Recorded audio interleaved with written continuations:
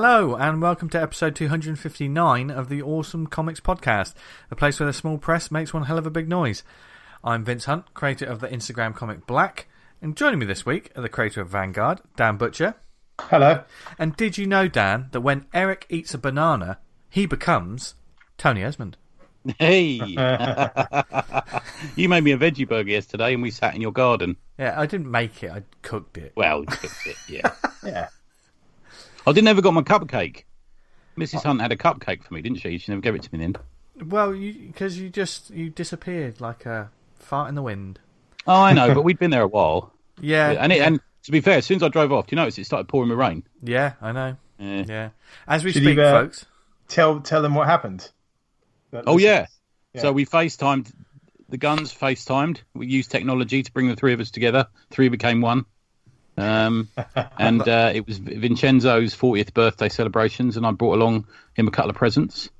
Went all right, didn't it? Then me and you went for a trek through the woods. Yeah. Which isn't as sinister as it sounds, folks. It was a lovely day, so we just went for a walk. I thought it was funny to say hilarious things to people we walked past. Yep. We put the world to rights. And it was just nice. And like, I was going to mention it in the shout-outs, but I just want to say a big thank you to anyone that because when you're on social media, all of a sudden the amount of people that say happy birthday to you multiplies.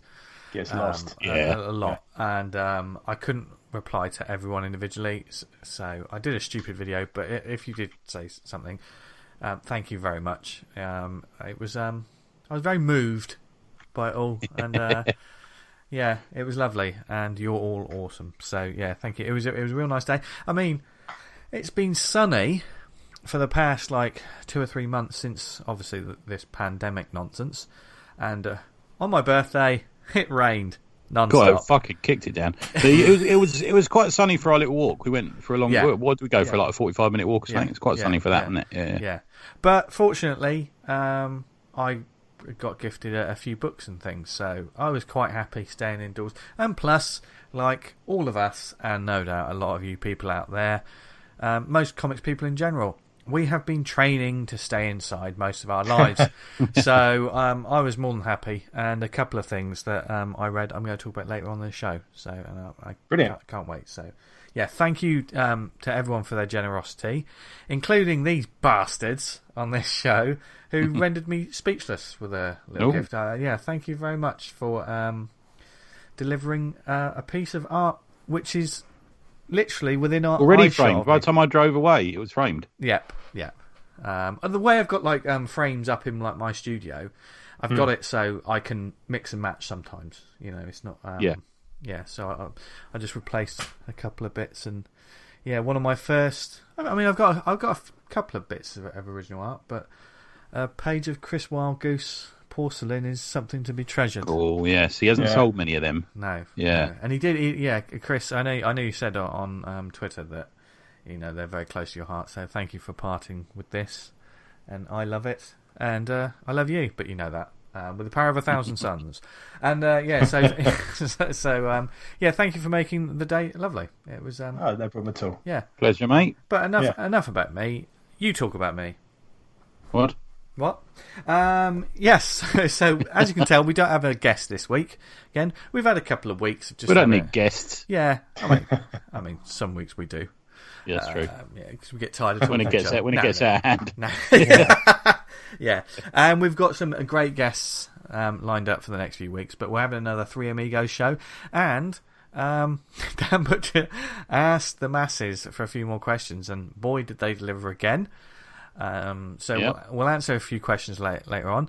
Once again, the statement must be said: we're in no way, shape, or form any kind of authority on anything or expert. This is purely our nonsensical views. The opposite of experts, I'd say. Yeah, sort of the opposite. What is the opposite of an expert? Idiots. That's it. We're just idiots. It's a wise person to learn by others' mistakes. So look on us. Yeah, exactly. Yeah, exactly. Yeah. Don't do as we do. Yeah. There was something else to that. So I'm sure there's some sort of line in there somewhere. Yeah. Yes, but before we get on to that, we have to mention our lovely sponsor, Comic House. Yes, who are sticking with us. and do have some exciting stuff lined up. And if you don't know about it, but before I mention that, Comic House is, of course, the indie marketplace with a difference. The difference being that they can put up with these ads on a weekly basis, which is brilliant, and God bless them. But also on comichouse.com, there's a huge selection of titles on the database. And if you self-publish, you can list your book on there for free. Start selling like hard copies. It's another avenue for you to get selling your books. I know some people have recently started adding their books on their stores and stuff. But they also have an app, which is just amazing. We love it. We read it, and we shill it every week because it is awesome, and you need to be reading it if you haven't yet. Yeah. And if you haven't tried digital comics yet, then you know this is the perfect way to do it, because it's only £3 a month, and you get an access to an enormous library of amazing digital indie comics. For instance, what stuff is there on at the moment, Dan? There's absolutely reams. Apart from the great news we had of the comic series Teddy Boy, which is the... I read the first issue of that today. Okay, what do you think? It's fucking mental. Ah, excellent. It looks amazing. It looks really good. Like those comics I used to read in your teens that were just sort of Chinese imports. It were just like crazy. The translation on it is just incredibly bad. Oh, okay. It might have been done overseas. Yeah, it looks like it's been done with Google Translate. You can make it out anywhere. I've only read the first issue, so it might improve. But it's you can tell. That out. Yeah, you can tell what's going on. There's quite a lot of sex in it as well, which is good. Awesome. I'm there. Mm-hmm. Yep. So we got a Slaughterhouse Farm 4 Bride of Pigfucker. That's a title for you. Yeah. Juxtaposed to that, we've got Hopper Detective of the Strange issue 2. Case of the Manium. That's for the kids. Yes, that's for the kids. We've got Ash Asherman Special Edition Volume 1. We've got Little Spark 1 from Fair Smart Books. Yeah. We've got Stan and Jack Issue 1 and Issue 2. That's good. I reviewed that a couple of weeks ago. Oh, nice one. And we've got Sam Webster's Autism and Anxiety Volume 1. And I've been had a chance to see some of these pages in work as they've been done, and they look really good. Yeah. So check that one. I've not seen that one, actually. Is that up on the app already? I hadn't seen that. Yes, so this with that new thing of it's on the app, but it doesn't show straight away. So if you look for it there, then it refreshes, so it's in there. But I'm not going to. So all of these one then out if you do it. Yeah. There's loads of stuff being added all the time. The other news is that there's a Comic House Kids section within the app, which is going to be coming soon, where basically readers can set up a PIN number for their adult account. And so, if you've got a Comic House account and you want to give it to your kids to read their, the books that aren't absolute filth, like anything created by us. Yes, true. Yes, you can set up a PIN number for the adult stuff, and the kids can access all of the family stuff. But Comic House are on the lookout for more content and family-friendly content as well. I know we joke about like all the like adult comics on there as well, but seriously, it'll keep your kids quiet for ages if you just give them a whole load of comics to read on the app. It'd be brilliant as well. So so if you've got all ages books out there, maybe it's just an old collection you had from ages ago. Seriously, sign up to Comic House and add it there because it the Spark's on there, isn't it? Yeah, Spark, it is on there. Spark's on there. Yeah, so Spark 3's going to print this week. Here we go. Yeah, brilliant. And we're talking more about all ages and kids books, more and more. Probably this year so far, more than any year previously. So reading that Pat Mills interview, that kind of brought it home to me. He said it before, but it kind of struck a chord with me. Like that people have read these comics when they were younger and they've grown up, but not told the stories to the kids anymore. They're telling them to each other. And people not writing those comics for like the younger, like the 8 to the 15s. And I was like, that's kind of a bit. There are people that are doing it. I don't want to say they're not, but that's certainly the case for me. There's that weird area now, isn't it, where comics are written for mostly adults, but sometimes comics are written in a child-friendly style, but for adults. Yeah, which is also a weird little area, isn't it? Yeah, certainly an interesting time. It's always interesting times on this show. But yes, so check out comichouse.com. If you want to just read some amazing comics on the app itself, if you go to comichouse.com, there's a 14-day free trial. And with the code Stay Safe, which you should all be doing anyway, so it's easy to remember, you get an extra month free as well on top of that. So yeah, comichouse.com. God bless them. We love them, and they put up with us. So there you go. We almost started another conversation about all ages books then. Yeah, we've got one of those coming soon, haven't we? Yeah, Yes. Yeah, and there'll be more talk about kids' comics and stuff in the future. So we've got some exciting guests lined up for such topics. But we shall say no more.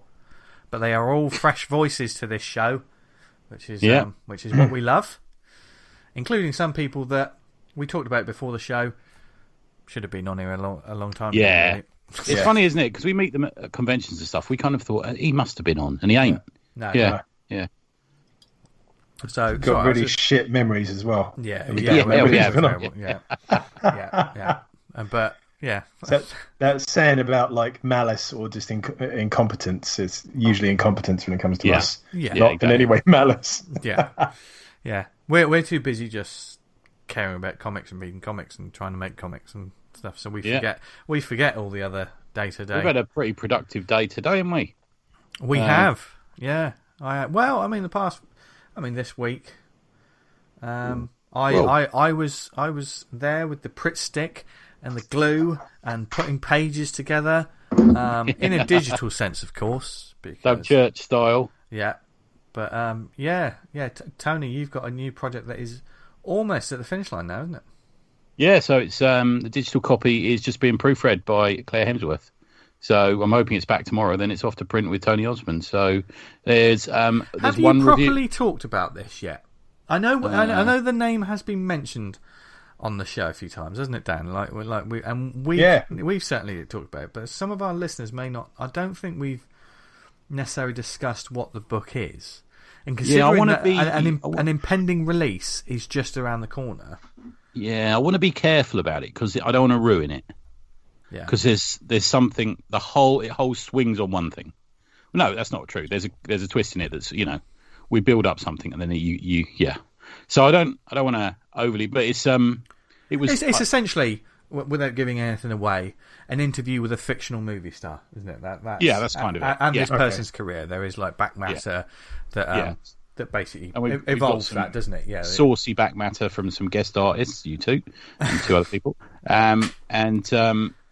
It was designed. Do you remember when we were going to do a summer special? Do you remember Yes. about a year ago? I kept saying let's do a summer special, yeah. And we never got around to it because we're all sort of so busy.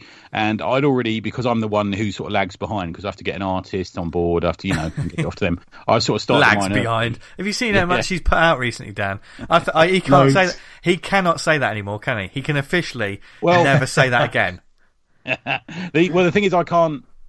If, say, for example, you needed a comic for Monday, you two, if you didn't sleep, could do a 2-page comic, couldn't you? But me, I'm fucked. I go, no, there's no chance. So I got an artist on board, Mr. Cumber, and we started writing it. And it started off as I can't remember how many pages now.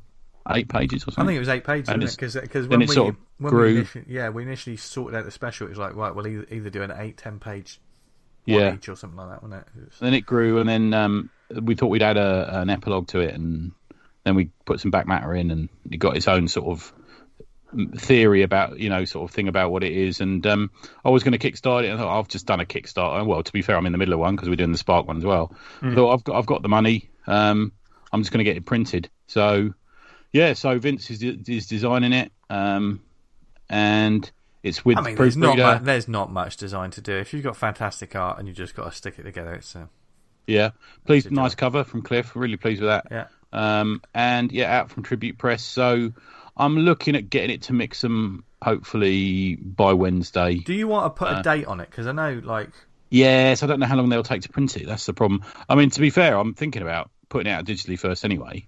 Okay. So watch this space. It might be Wednesday. Wow. And then when the print copies come out, I'll put that on a pre-order. But yeah, we'll see. Yeah, it's nice not to be rush Kickstarter with something, It's kind of I kind of like that. How have you found the process of the Tony Osmond book? Then the name is purely coincidental. Yeah. I just found it fairly organic. Actually, I just came up with the idea, one dark evening, thinking, fucking hell, what about this? And it sort of occurred to me, and Cliff's totally on board, and Cliff and I, we didn't rush it, we just enjoyed it, and which is the good thing. The thing with not having a date on it and not having a Kickstarter attached is quite nice, just to sort of let it grow organically. Yeah. It had another name to start with, and it's still the title of the story, but we decided to call it something else. There's a guest appearance in it. Not giving anything away. There's a guest appearance from someone. It does feel like, because of the title of it feels like there's a title of the series, but then you can have those subtitles if you do other stories again. Do you know what I mean? It feels like this is the name of this story, even though it's essentially a one-shot kind of thing. Well, we'll see. Yeah, we'll see. Yeah. I'm so enthused by the reception. Cliff hasn't heard me say this yet, but I'm thinking about saying to Cliff, let's go another issue. Cliff's a joy to work with. I highly recommend anyone. And to be fair, since his work on Space Warp and this, I've had at least 3 inquiries saying, "Oh, what's his page rate?" Obviously, I lie and say it's £300 a page. Yeah.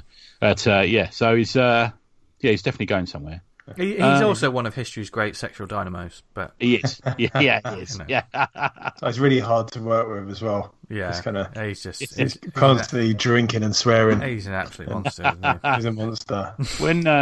When 11, he is. Yeah, he's like the politest man, the nicest man. Although he does like Shaq prozzies at lorry drivers, which doesn't mean and a great style. Wait till you see it, man. He's so good.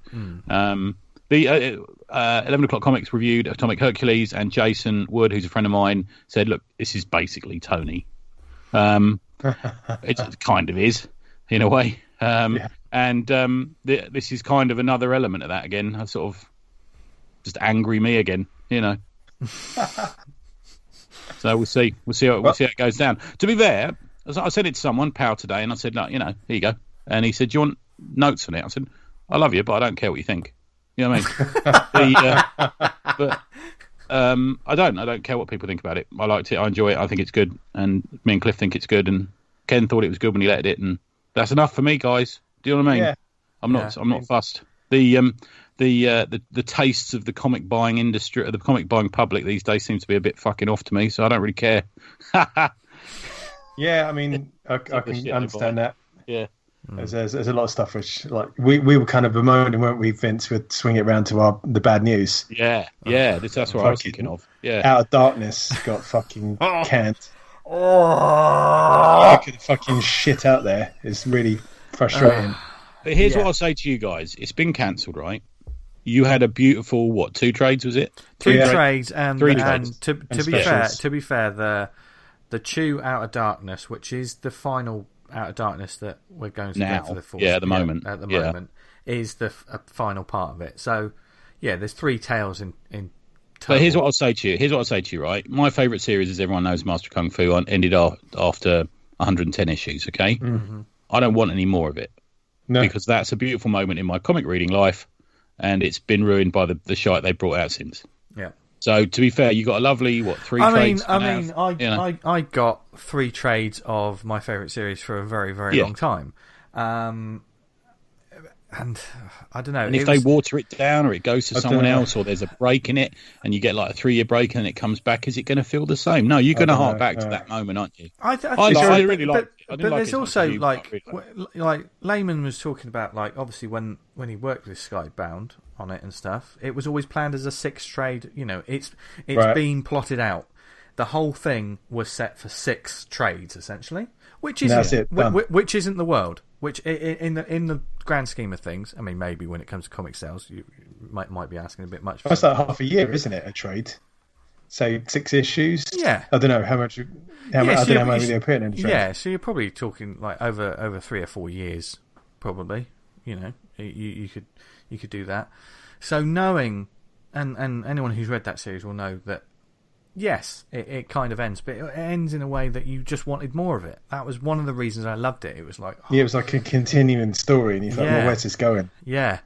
And, I mean, from a fan, I'm not someone who's going to go online and shout and scream and, troll people because you're an idiot if you do stuff like that. There's a lot of people that do that, Vince. So don't worry. Yeah, there's enough of that going on. I know. So on Twitter? On Twitter?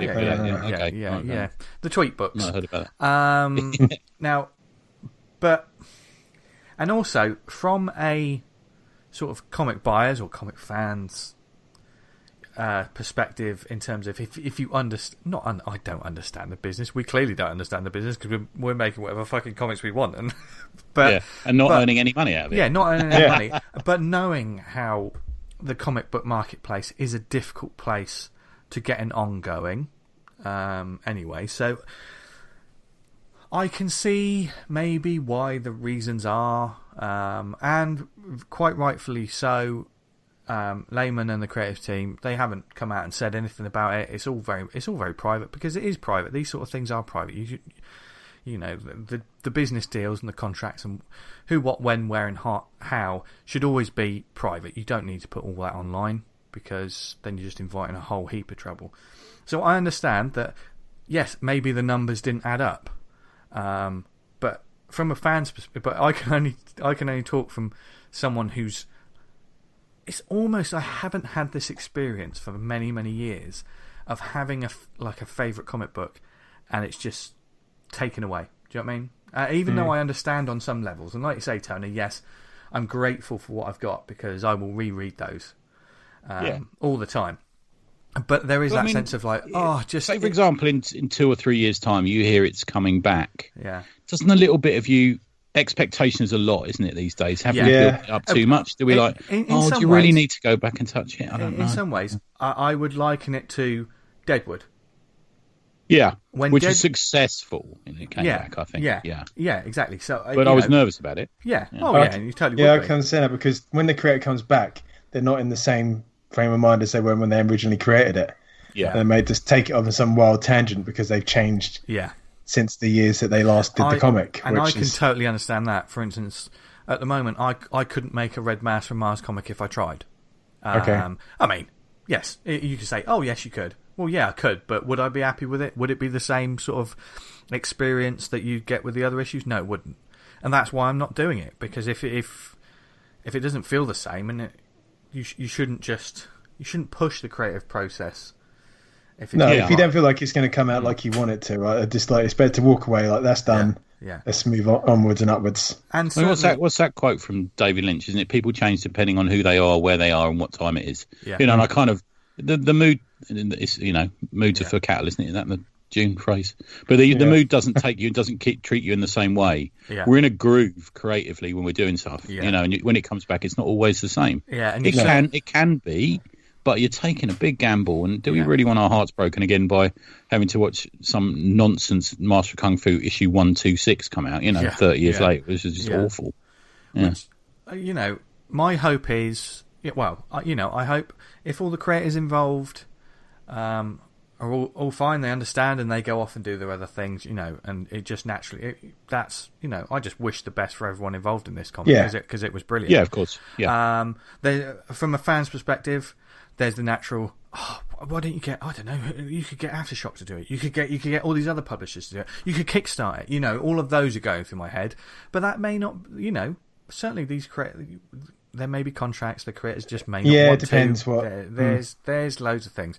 So I can only speak from. I lost my favourite comic, and I'm not happy about it. They might be in talks right now. They might be talking about where they're going to take it to, or you don't know what the rights issues are or anything. Yeah, it's frustrating because during the week I was talking to one of the people I work with and saying, "Oh, this fucking comic's great," and she's saying, "Oh, thanks for the trades. Do you know when the next one's coming out?" I said, "I don't know." She went, "I don't usually go in on comic series that I haven't completed because I don't like being the rug pulled out." Yeah, that's a good point, man. Yeah. And then and 2 days later, they fucking they fucking did it. I mean, this is a book that certainly I was a dealer for. I went past the point of just being a fan. I was a dealer. Yeah. Who bought it for me? One of you? Was it you, D? Bought it for me? Yeah. I really liked it. And to be fair, it's not the sort of thing I'd have thought of picking up, to be fair. Yeah, I was unsure whether you was going to like it or not. And I think I like the attitude. It, didn't you? Yeah, I did. Yeah. And it was a great series. So, it's a shame. But, like I say, live on hope. I mean, obviously, we've got no inside information. There's absolutely nothing. This is all theoretical. I would, if I was to say, they wouldn't be able to take it to another publisher because it's through Skybound. And I know Skybound is obviously a Kirkman thing, and a lot of this is what I think in my head theoretical. I would have thought with the Skybound properties, there's a lot of things in place. Should they go to other media? Should they become series? Should they become games? Do you know what I mean? Skybound is not just comics. So there may be things that are tied in Out of Darkness to that publisher, which means it can't go somewhere else. If that's the case, I understand. It's just a bloody shame. Yeah, it's a shame. Yeah. Are there any other series you can think of in the past that should not be picked up again? Because I mean, you can think this. I was just trying to think of it there, and I was trying to think of comic series you two guys like, and it suddenly occurred to me, like, if they went to bring the Nam back these days, would you want them to? No. I don't think anyone's got it in them. I don't want any more of. Did the Nam properly finish? There must be some. I was just thinking. I wondered that, but there must be some side stories. Like with one of my favourite series, Invincible. I don't want to see any more Invincible ends. There's an ending to it, and I don't want any more of that. Yeah. Scalped is the same for me. Vertigo is a prime example of that, isn't it? There's a lot of books, Northlanders. I don't want them coming back. I think that you're done, guys. 100 bullets. We don't need 100 bullets. We don't want another Preacher story. There is a lot like they finish the story and then they revisit and it detracts from the original. Yeah, it does. It hurts. I don't want any more. I think if you're gonna sort of add more to the universe, I think the only way that you could do it, in my opinion, is to do a spin-off series that would be alongside the main series. Do you know what I mean? It's almost like the expanded universe. As this kind of event, Breaking Bad and Better Call Saul. Yeah, like as this event happened, you remember reading this scene in Preacher, and if you wondered what happened to that person while they were off this scene, this is what happened to them. Do you know what I mean? I think the Boys did a similar sort of thing, didn't it? I think they did like Wee Huey and stuff like that. I think they did a couple. Yeah, but that wasn't that during its run. Anyway, the Boys is back, isn't it? There's a spin-off series. There's a new series. Yeah. I wonder why Gary Hill was telling me about it today. I must read it. It's I've got a feeling it's the same creative team. I've got a feeling. Yeah, I keep meaning to go and download it. Yeah. It's got a girl's name in it. I can't remember. Is it his wife or something? I can't remember. Yeah. Gary will be shouting because he's the one he recommended it to me the other day. But yeah, it does look good. But yeah, there's lots like that. Yeah.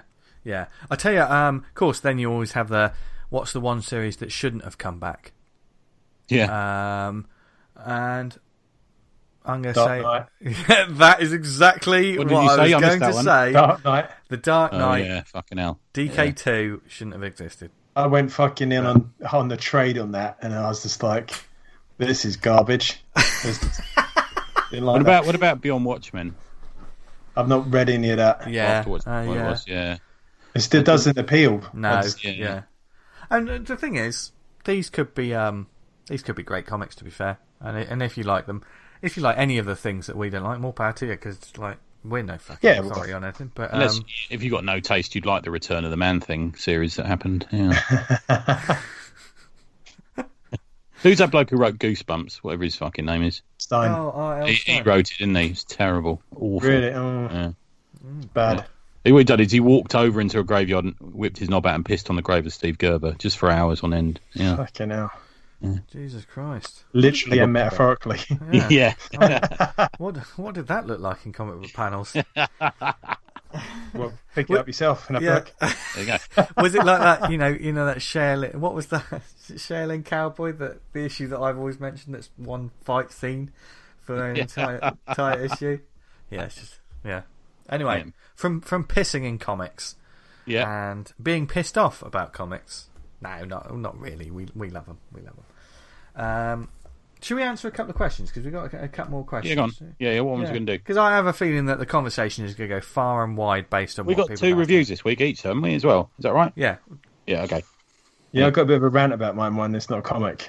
That's right. Oh, right. Yeah. I'm going to sharpen my fucking knife up for that. Is it Brazzers again? Yeah. Right.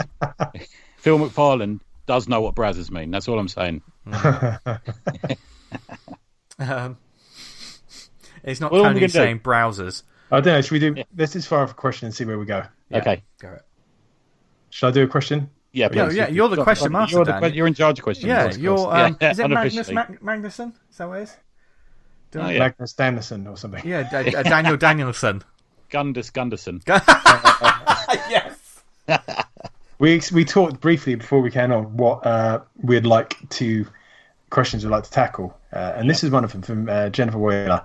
If you could have one of your comics translated into a different medium, for example, a music album, one-man play, series of dioramas, which comic you want adapted and what medium would you want it adapted into? Series of dioramas. Yeah. Oh. Rock opera. Yes. They did Usagi Yojimbo was translated as a That's a stage great play. play. I love that play. Yeah. I missed out on that. That's good, actually. I was like, well, I got a freebie, a reviewer's one for that. That's good stuff. Nice. I've got one. The Hall Chronicles, right, as a Radio 4 play. Yeah.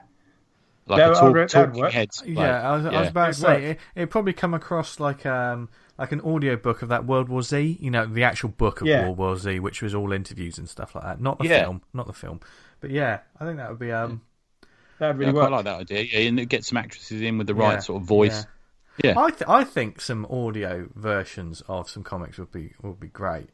There's quite a lot of them. I like them. Yeah. There's a couple of Judge Dredd ones. Well, no, there's more than a couple of them. There's about 20 Judge Dredd ones, aren't there? Big Finish has done quite a few. Yeah. And I told you he plays Johnny Alpha in them. Who? Yeah. Simon Pegg. Really? Yeah.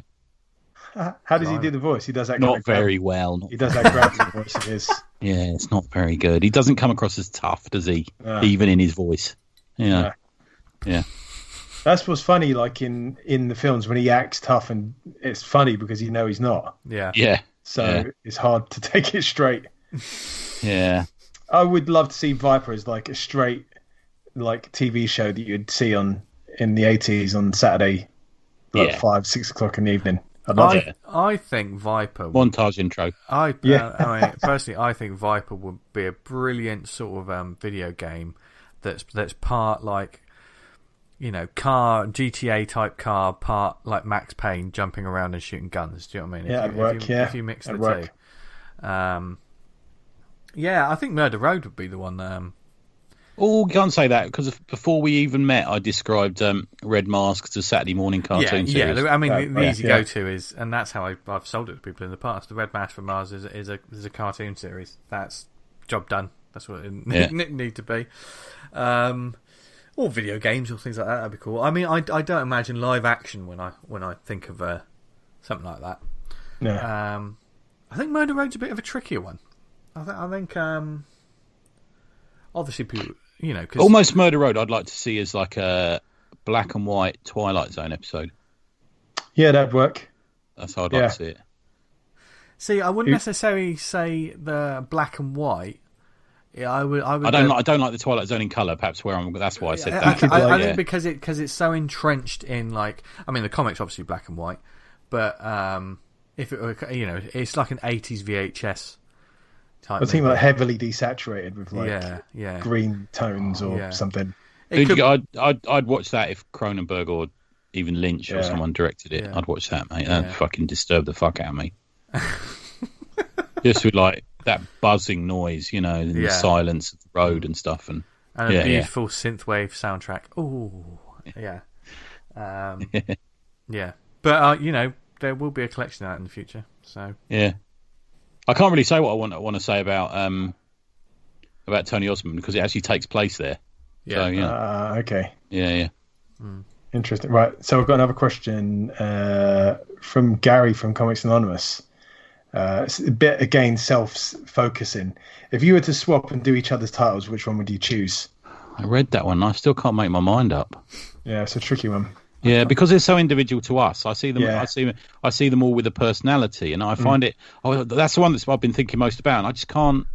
I can't because I don't think you'd want my obvious like filth on your comic. Do you know what I mean? It's like you wouldn't want It's a tricky one. Yeah. Yeah.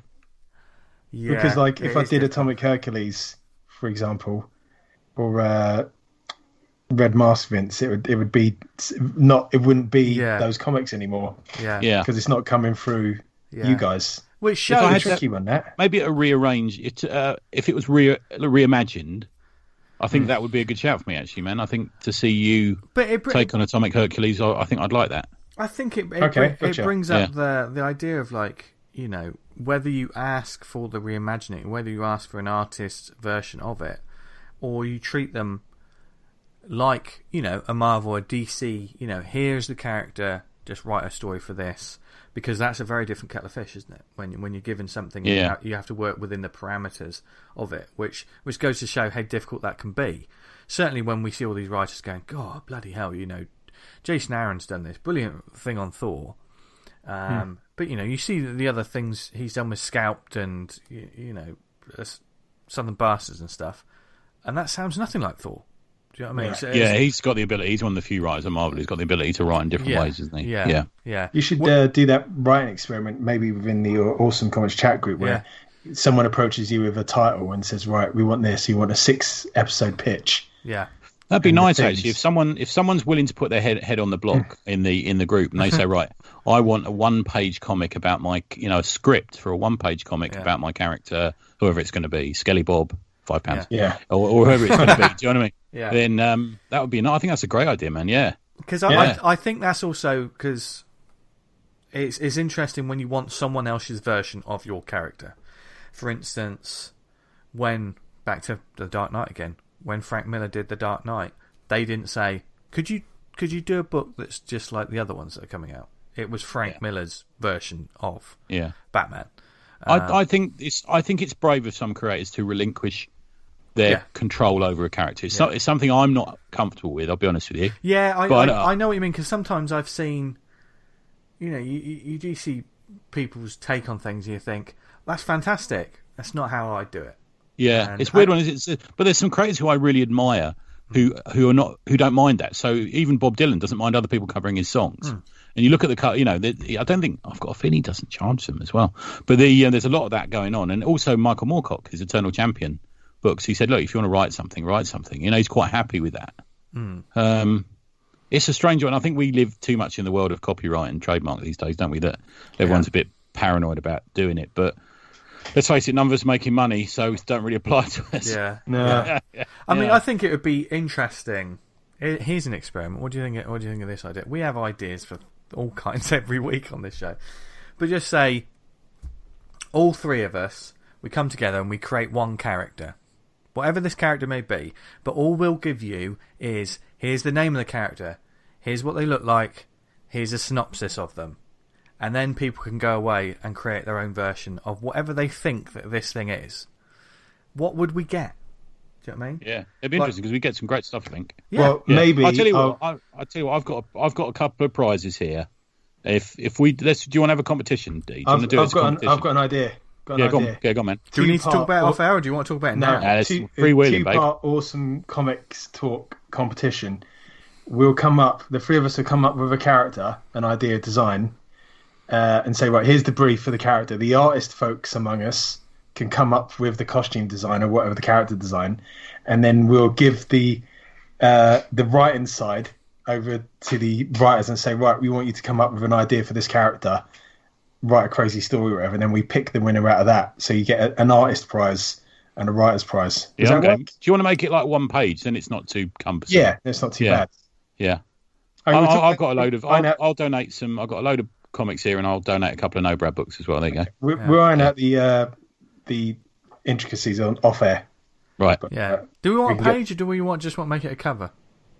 Oh, a cover's good. Cover like that. Nice, yeah. That's a good idea. Yeah.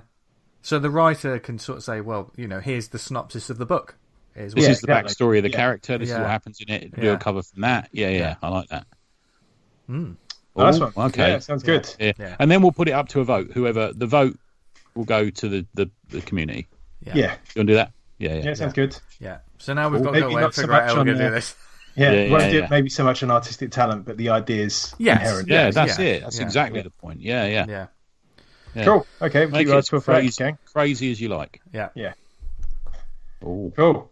Okay. So, things you think of in lockdown, eh? Mm-hmm. I know. We've got another thing coming up this Friday. Yes. Really excited about this. I'm literally excited about this. I can't wait for this. You're taking all my shout-outs away from me, Dan. How dare you? Just ticking boxes as we go. Right. Yeah, well, that's all right. It means I've got nothing to do later in the show and I can just sit back and listen to you two. We talked about this crazy madcap idea about doing a drink and draw that we're going to sort out. And certainly on the Awesome Comics Talk group, Tom Curry took the ball and ran with it. Yeah, good lad. Massively. So we want to give a shout out to that. So, as he said here, hello all. It was mentioned on the last pod and thought, let's give it a whirl. With that in mind, the details are as follows. Now, this is a drink and draw. Awesome pod. Online. It's a Zoom meeting. Everyone just go join in and then just do some drawing for however long you can make it. The date is this. It's the 26th of June, which is this Friday. Friday, isn't it? Yeah, Friday. This Friday, if you're listening to it week on week, if this is fresh. The time will be 7:30 p.m. There is a link in the Awesome Comics Talk group with the ID and the password. If you do Zoom chats, I know Zoom is now more popular than ever at the moment, isn't it? So yeah, and he's got a pro version, isn't he? So he allows he's got a some pro breakout version rooms and stuff. Yeah. However, if you can't make that one, or because there'll probably be a few people that join in on this, and you want to have your own drink and draw, the 26th of June. Whenever you can do it, get together with a few friends. You can do it on Zoom, you can do it on Skype, however you want to do it. Just get the webcams up, just have a laugh with some friends and do some drawing. And we're going to post a thread on the Awesome Comics Talk group, and we'll probably have one on the Twitter as well, won't we, when we showcase this? Post so you can post your artwork up there, and then we'll be sharing that on Twitter, etc. It's just It's just and it is a drink. It is a drink and draw, and I shall be drinking. So people need to be worried. Drinking heavily. I will be drinking probably a cup of tea. I bought beer in for it. I very rarely have booze in the house, obviously because of the past issues. Was it ginger beer? Yeah, we can get alcoholic ginger beer. That's quite nice. Have you had that? I know. No, I've not had that. Yeah, it's all right. Yeah. So I've got booze in the house now, so I'm just going to be drinking the house dry and sitting there watching you lot drawing. I might do something. No. You got to take part. Oh yeah, I'll take part. Yeah. Draw around. I'm going to be doing some my patron drawings. Oh, good idea. Oh, nice. Yeah. Nice. Yeah. So it was a fun little idea, and thank you, Tom, for taking the initiative because we're terribly we're unorganised on this show, and he got around to doing it. But actually, I was thinking about putting a post up, and then he had done it like 2 days before I managed to do it. So. It's our listeners. You missed it. I think you said I'm going to put a post up about it. I said, I think he'd done it, hadn't he? Yeah. And I was like, shit. Because Sarah Harris was really kind of interested in getting one done, and then it was like, oh shit, we better do it. And then it was like, it's already up. Yeah. I'm really excited. I'm really looking forward. Yeah, it'll be kind of the small replacement for not going to a convention. Yeah, really. Yeah, and speaking of conventions, hang on. We'll get onto this in a second. It's this thing of like the not remembering everything that's happened in the week because now it's all coming back. Before we get onto that, and if you think, drink and draw, I can't draw, doesn't matter. You just turn up to have a laugh. So we hope to see you there and to see your work. So give that a bash. Yeah, I'm looking forward to seeing everyone's backgrounds as well. That's always fun. Yeah. But as Dan mentioned, speaking of conventions, yes. TV, Thought Bubble. The inevitable news came in. Thought Bubble has been postponed until 2021, although there is a digital convention that's happening that weekend, isn't there? The 14th and 15th, I believe. I think details to follow on that one. Yeah. But it's just the only sensible choice they could have made. Yeah, God bless them. I sent Chloe, who's obviously our friend. I sent Chloe just best wishes around it, and everyone understands completely and utterly. I know it's a big going for them, but yeah. And it's the best decision to make, really. I think, with the uncertainty of everything, and it's all about every convention or organizer of any event. It's got to think about the people that are going to be at the show first and foremost. So we hope none of you are too put out. I know it's look, at the end of the day, it's a shame we're not going to have any conventions to go to. But I tell you what, we've got loads of time to do art. We've got loads of time to make. Look, Thought Bubble. Read comics. If you thought Thought Bubble was a launching platform normally, next year everyone's going to have every book that they've done this year that they'll launch at next year's Thought Bubble. There's more comics than ever, and there's and the indie scene's marvelous with still churning out books. So it's a shame. I'm thinking of doing a standalone for Thought Bubble next year because I thought I don't have time to get it done this year, but I think I'll be able to get it done for next. Yeah. Because Dan Butcher was going to be there. He was going to be Yeah. there. I was going to be there. I was really looking Yeah. forward to it, man. We had Yeah. fucking hotels booked. Yeah. Yeah, It's yeah, just me one of too. those things. Guess who booked their hotel without a cancellation thing on it? Oh. Oh, that would be me. Oh, Yeah, I know. Oh well. Oh well. I filled in just- the questionnaire about it being due to COVID, but we'll see what happens. Yeah. you could just go up there with the missus. Go. Why are we Yeah. going here? Just fun. No, I want to enjoy myself. It's like, Yeah. Well, you never know. Betty's might be open at that point. I don't think we're allowed back, are we? Since I claimed I played the guitar in there. No, I played the piano in there. Play the piano. I did have a lovely. Where macaroni you and cheese been? I've been playing the piano downstairs. Yeah.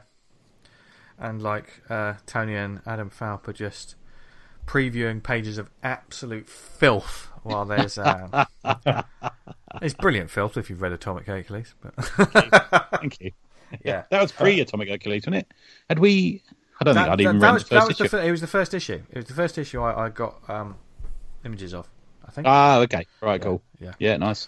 I swing us back round to the questions. I've got an interesting one here from Alan Henderson. Oh, yeah. Does brand matter in small press comics? And if so, what good stroke bad examples are there out there? Yeah, I mean, there's no secret that we sell. I know this is something I've seen online a couple of times in the last week. There's no secret that we all sell our comics to the people we know in the small press. Yeah. When you get someone from the outside, as long as they're not a friend of yours or a relative, it's sometimes quite a surprise, isn't it? It's a fucking massive slam dunk. Yeah. So having that presence, I don't know whether it's a brand or not. Maybe it is inevitably in some way important to actually get your money back from your print run or your Kickstarter. There's brands that build up bad stuff around them because of the way they've practiced their business. Yeah, I don't particularly want to go naming names, but you probably know the guys I'm talking about. They sort of really out there at cons and sort of really overly aggressive sales tactics, and loads of people talk ill of them. Yeah, I've not too much experience with their practices myself, but that seems to be like a byword when anyone talks to them about them. They're like, "Oh, it's those guys," and they're very much a brand. We don't really appreciate the hard sell much in this country, do we? No. And it does put me off. I mean, I had that long rant about 2 years ago, didn't I, about somebody's read some bobble-headed idiot who's watched a TED talk about if you put a book in someone's hands, they're going to buy it, and it fucking winds me up when you walk up to a table and they're trying to, there's that game of them trying to get you to take it and you try not to take it, you know. Yeah. So, oh, look at it, you hold it open, I'll look at it that way, you know, it's almost that, isn't it? And I think there is pushy sales techniques that really put me off, really do. Yeah. Yeah. I'm also very cautious of kind of not everything you can read online is what actually is in reality. Yeah. Do you know what I mean? Yeah. And it's sort of like if people badmouth small press creators and businesses online, I can't always take that as gospel. So I always take something with a pinch of salt. Yeah. Yeah, me too. My take on it is this, and this may sound like a crazy take, and I'll absolutely murder the communication of this and probably get it completely wrong. And I hope you all understand where I'm coming from with this. But if you have a presence online, if you're putting your work out there, even if you're doing it just for yourself and you're printing whatever, your presence is almost your brand. I think you're right. And I mean that in a sense of like, if you're doing this, and with, you know, just say, no matter how many times I've heard, I'm just making these comics for myself. Oh, I wonder if I should pitch to Marvel. Well, yeah. Right, okay, we know where you're going. I'm not the sort of bloke to talk about awards. However, I don't care about reviews. I care about reviews. Anyway, but if you're putting your stuff out there, there is a certain amount of brand. Now, I don't mean it in like you've got the Nike logo or anything like that. I mean, it's the brand of personality. It is that. Whatever you say, whatever you do, as soon as it's out there in the public, it is also out there for the people you want to work for. Or you want to get we're publishing deal with. perceived. It's weird, isn't it? The posts that you create online are perceived by people to be your personality, and we know people who, if you were informed on their personality by how they acted online, you would be frightened of meeting them. Or the chances is you would be hugely annoyed by them. But in reality, some of these people are not like that. No, some of them are really nice. And also the way some people have acted. You know, sometimes someone's been a dickhead and they've said something stupid 5-8 years ago, And if you heard them, if you were only just following them for the past 2 years, they seem like the best person in the world. Then when it comes out, and of course the internet gets hold of it, they lose their job. James Gunn with Guardians. If we can use the Guardians of the Galaxy example, he said some stupid stuff on social media, and the difference is he said some stupid stuff as a joke. As a joke. Yeah. And if you take anything anyone says, like especially someone was trying to make jokes, and you take it out of context and just frame it as like what it is, you can make anyone sound like a fucking monster. It's like you cannot print sarcasm. I don't think you can. I know. The amount of times I will send like sarcastic messages. We do it in our WhatsApp group all the time, because we know the person on the other end will read it exactly how they're going to read it. If you send it to someone you don't know, they're just going to read it as it is. Yeah, it's that fucking, once again, Twitter, like people to score points on one another. They dug through people's history for years and years and years. Fuck knows who's got the time to do that. But then to find something egregious that they can use against them. That's why, like, if you're going in this for the long game, or if you want to take the professional route, then be a proper bloody professional through and through. Yeah, I think the problem is the Twitter is the worst for it. Twitter is the worst. place. Twitter is far the worst. There is, you look at some of the people that have been, inverted commas, cancelled. Are some of the, in my opinion, in the past, been some of the best meaning people. And everyone, I had a conversation with someone about this. Everyone's 5 minutes from being cancelled. Yeah, Twitter's a fucking mob over someone not liking them, probably for another reason. Yeah, Twitter's a mob, and it's ready to kind of go to war for people. Over, all we got to do is kind of shore together some flimsy stuff, and I'm not talking about anything specific or anything that's going on right now, but it's quite easily just get them all riled up, and then they just go in on someone, and the damage is done, and then it's like then the truth starts coming out of was this actually real? And I read that one book, and I read it years ago, and I recommend anyone who uses social media reads it. And it's that John Ronson, So You've Been Socially Shamed. Yeah, I've got that downloaded for the car, man, actually, for my next long drive. Yeah, and there's so many people whose lives have been absolutely destroyed because they made a flippant comment or a joke on social media, and someone took it out of context, and then before you know it, they've lost their job, their life, everything. But we're at the point now where people are being ruined because they follow those people. Yeah. Never mind that they've actually been the ones who sort of accidentally said something stupid, but you're seeing people who are being shamed by... these days for following people, these days for not saying anything about something. God almighty, what? Honestly, 1984 was a while ago, chaps. Do you know what I mean? It's like... That's the trouble, those kind of themes keep it so reoccurring, like in the idea of, like, if you don't walk in lockstep, it means you are... if you're not with us, you're against us. Yeah. It's just... I don't cultivate my fucking who I follow on Twitter every fucking minute of the day. I know sometimes I just do it because I quite like the art. But the thing is, it's... I always see Bendis as the beacon of positivity, where he puts stuff on encouraging and about his work, and then he leaves. Yeah, and I think that's kind of where I've got to go with it now. Yeah, and you just got to go on, say something positive, and then peace out. That's kind of what I just look at my replies these days. I don't actually look at the stream of messages anymore. I'll tell you one thing you can do, which is like tweet this only to people you follow, and they follow you can respond. Yeah, there's a way of setting that, isn't there? Yeah. I've padlocked my account because I'm not interested in what other people think. I think many times I've thought about. Go on. I said about setting up a Discord channel of just people in the Awesome Comics group, and I thought, well, actually, we've got the Awesome Comics talk, so we don't really need it. Yeah, well, I'm on the 11 o'clock Comics Slack, and that's good. That's like a sea of positivity, of like sharing books and art and stuff, and it's so nice. Yeah, good. That's what we need more of, positivity. I think I took us way off topic there. What was the original question again, Dan? It was these. Alan Henderson asked, "Does brand matter in small press comics? And if so, what good / bad examples are there out there?" Oh, well, I don't have bad examples. I think you kind of got to set it's the same. You've got to set your table, haven't you? And people know what they're getting. And we've done that at Tribute. People know that we've got that sort of probably not safe for work kind of mucking about homage to old comics thing going on. And that's kind of our brand. That's kind of the idea.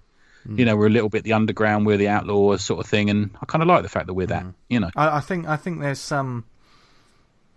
I've seen some small press and indie people they've started out with the best intentions of making their stuff like a brand, like a proper publisher. Yeah, and it's great. I'm completely all for that, especially from someone from an aesthetic perspective, like and the design perspective. I like things when they all look like they're part of a whole, if you know what I mean. But a lot of the times, this seems great. 6 months later, these people aren't making comics anymore, or the collaboration has fallen apart. I think one of the best examples of how that's kept going, though, is like Reckless Hero. I think Reckless Hero. Yeah. You've seen their table, you've seen their comics. I know it started off with art, but they built up the brand that way, and then they were doing comics. And now they've got, there's graphic novels on. Yeah, you got to come into it organically. It's like how we came to do comics together. Yeah. And how me and Falpy came to. We were pals long before that, and we were pals before we did a comic. I think you got to kind of do it. Yeah. You can't just go, "Oh, you like comics, I like comics. Let's start a company." It often doesn't work. And another example is Big Punch as well. Very much the same. Like, people that came together and just sort of like, we're on the same page. Let's do the same kind of thing. And now, they're still. I mean, Reckless Hero and Big Punch, they're still at shows. They've still got this brand. Thinking down to the way the table is set out. Yeah, see, they do. That's an example of doing it right. Yeah, I think so. Yeah, and knowing their audience. Yeah, exactly. They've got that slightly manga-esque aesthetic, haven't they? Yeah. I kind of messed up because when I initially went on Twitter to promote my comic Vanguard, and now it's just kind of like just post stupid shit and promote Vanguard. But if you wanted to keep your kind of Twitter feed clean and it's just about promoting your stuff, you got to do that. Don't start fucking doing political hot takes or stuff like that. Leave that for your personal account. And this is the personal side. I don't get my moral compass isn't set by global corporations about what they say about moral issues or what's going on in society. I don't give a shit what Big Mac have got to say or what McDonald's got to say about the social political climate. Do you know what I mean? It's like I don't look to them for that. It's like you should look to people around you, friends and family. He just loves the fillet of fish. Yeah. I block them. You get those adverts, so you get a recurring one, don't you? It's a movie or something. I block them straight away because they seem to come up every fucking 5 tweets these days. Yeah. Like when companies they change their logo to the pride flag for a month. Yeah, and it's like, well, some of these have got the horrendous treatment of the LGBT community, and they're just it's just a show for a month. Of any community, you got sweatshops and I was about to go on an old man rant about something else that had nothing to do with this then, but no. Sort of keeping that on brand, so you kind of if you're here to talk about your comic, and you just want your brand to be all about talk about the comic, and try not to bleed into it. I think that's hard because a lot of people invest not only in you, but as a creator, they want to know about you and find out what you're doing and blah, blah, blah. I think brand can come down to the way your stuff looks and the way you display it. Now, there's definitely a design element to it. That's a big part of it. Yeah. We'll take Alan Henderson, for instance. Hello, Alan. Obviously, the way his table looks ties into the way his website looks. Do you know what I mean? There's a synchronicity to the way. I like the way he replies to people. He'll send people a happy birthday, and it'll be a penguin strip. Yeah, it's great. Stuff like that. Yeah. And there's a definite thought to what he's doing and how he's doing it. Even that, he's doing humour strips. On the face of it, it's like, oh yeah, there's some funny little jokes. I've forgotten the line that Alan says. He rolls out the same line. Is it funny little strips about funny little penguins or something like that? I think he mentions it on the Thought Bubble special from last year. If you want to check that out. But and be more like Al. Yeah, and be more like Al. There's a T-shirt. WWAD. But certainly, because when you come to Alan's table, and you haven't seen it, it's all fresh, it's all new. Having a table next to him and seeing the way he works was fascinating and a great way of doing it. Because he knows exactly what he's doing, and he knows the value of his brand. And I think that's what it has to be when you're on, especially if you're on these public platforms, or as soon as you start selling. That's why we're saying people don't just sit there looking miserable on your phone and do stuff like that. That's the Twitter equivalent, sitting there being miserable on Twitter. Yeah. It's the same, isn't it? I'm not going to buy shit off you. Yeah. And there's some people that have been quite successful. They need to think more about their brand when they're at comic conventions, because sometimes they're ignorant bastards and they really shouldn't be. Is that you talking about me? Yeah. I didn't think this one was going to cause so much ranting from us. I know. But it's probably someone mentioned Twitter and then we was off. Oh God! Do we want to do a recommend and then come back to another question between our recommends? Sure. Yes. Okay. How's that? Yeah. That's do you want to go first, Fee? Because I'm looking forward to hearing what you think about this one, because I know you like it and it's something I like. Okay. Yeah. Well. I'll start with this one. Yeah. Okay. Yeah. This is a series I think you talked about it one time on a past show. I think it's about over a year ago. Yeah, and I mentioned it. I'll tell you what, I bought it after New York. I bought it in New York last year. Yeah. Oh, That's when I bought it. Yeah. Oh, nice. Yeah, and you bought the first trade, didn't you? Yeah, that's it. Yeah, I've got the second one. I haven't read it yet. So no spoilers. It's published by Aftershock, and it's by Cullen Bunn, Juan Doe, Ryan Hill, Dave Sharp. Oh, how good is Juan Doe? How good is that? Oh my God. It's ridiculous. It's just absolutely ridiculous. This is the book called Dark Ark. And I was gifted from the lovely Joe the omnibus collection of Ark 1, which is the first 15 issues in a lovely hardcover edition. And it's just the straight up story. Now, those Dark Ark, what's that? Apart from being difficult to say over and over. It is basically I could read the synopsis, but I'll just say it like I did to Dan Butcher before we got to the show. Most of us, I'm not going to say all, because there may be someone that doesn't know the story of Noah, but most of us know the story of Noah and his ark and how he had to get all the animals of earth on there 2 by 2 to save them from the flood, because God told him to. Well, there's a sorcerer who was told by the great god of hell himself that for all of those good animals and creatures that need to be saved, all of the monsters and supernatural creatures need to survive as well. So he has to create an ark and save all their lives when the great flood comes.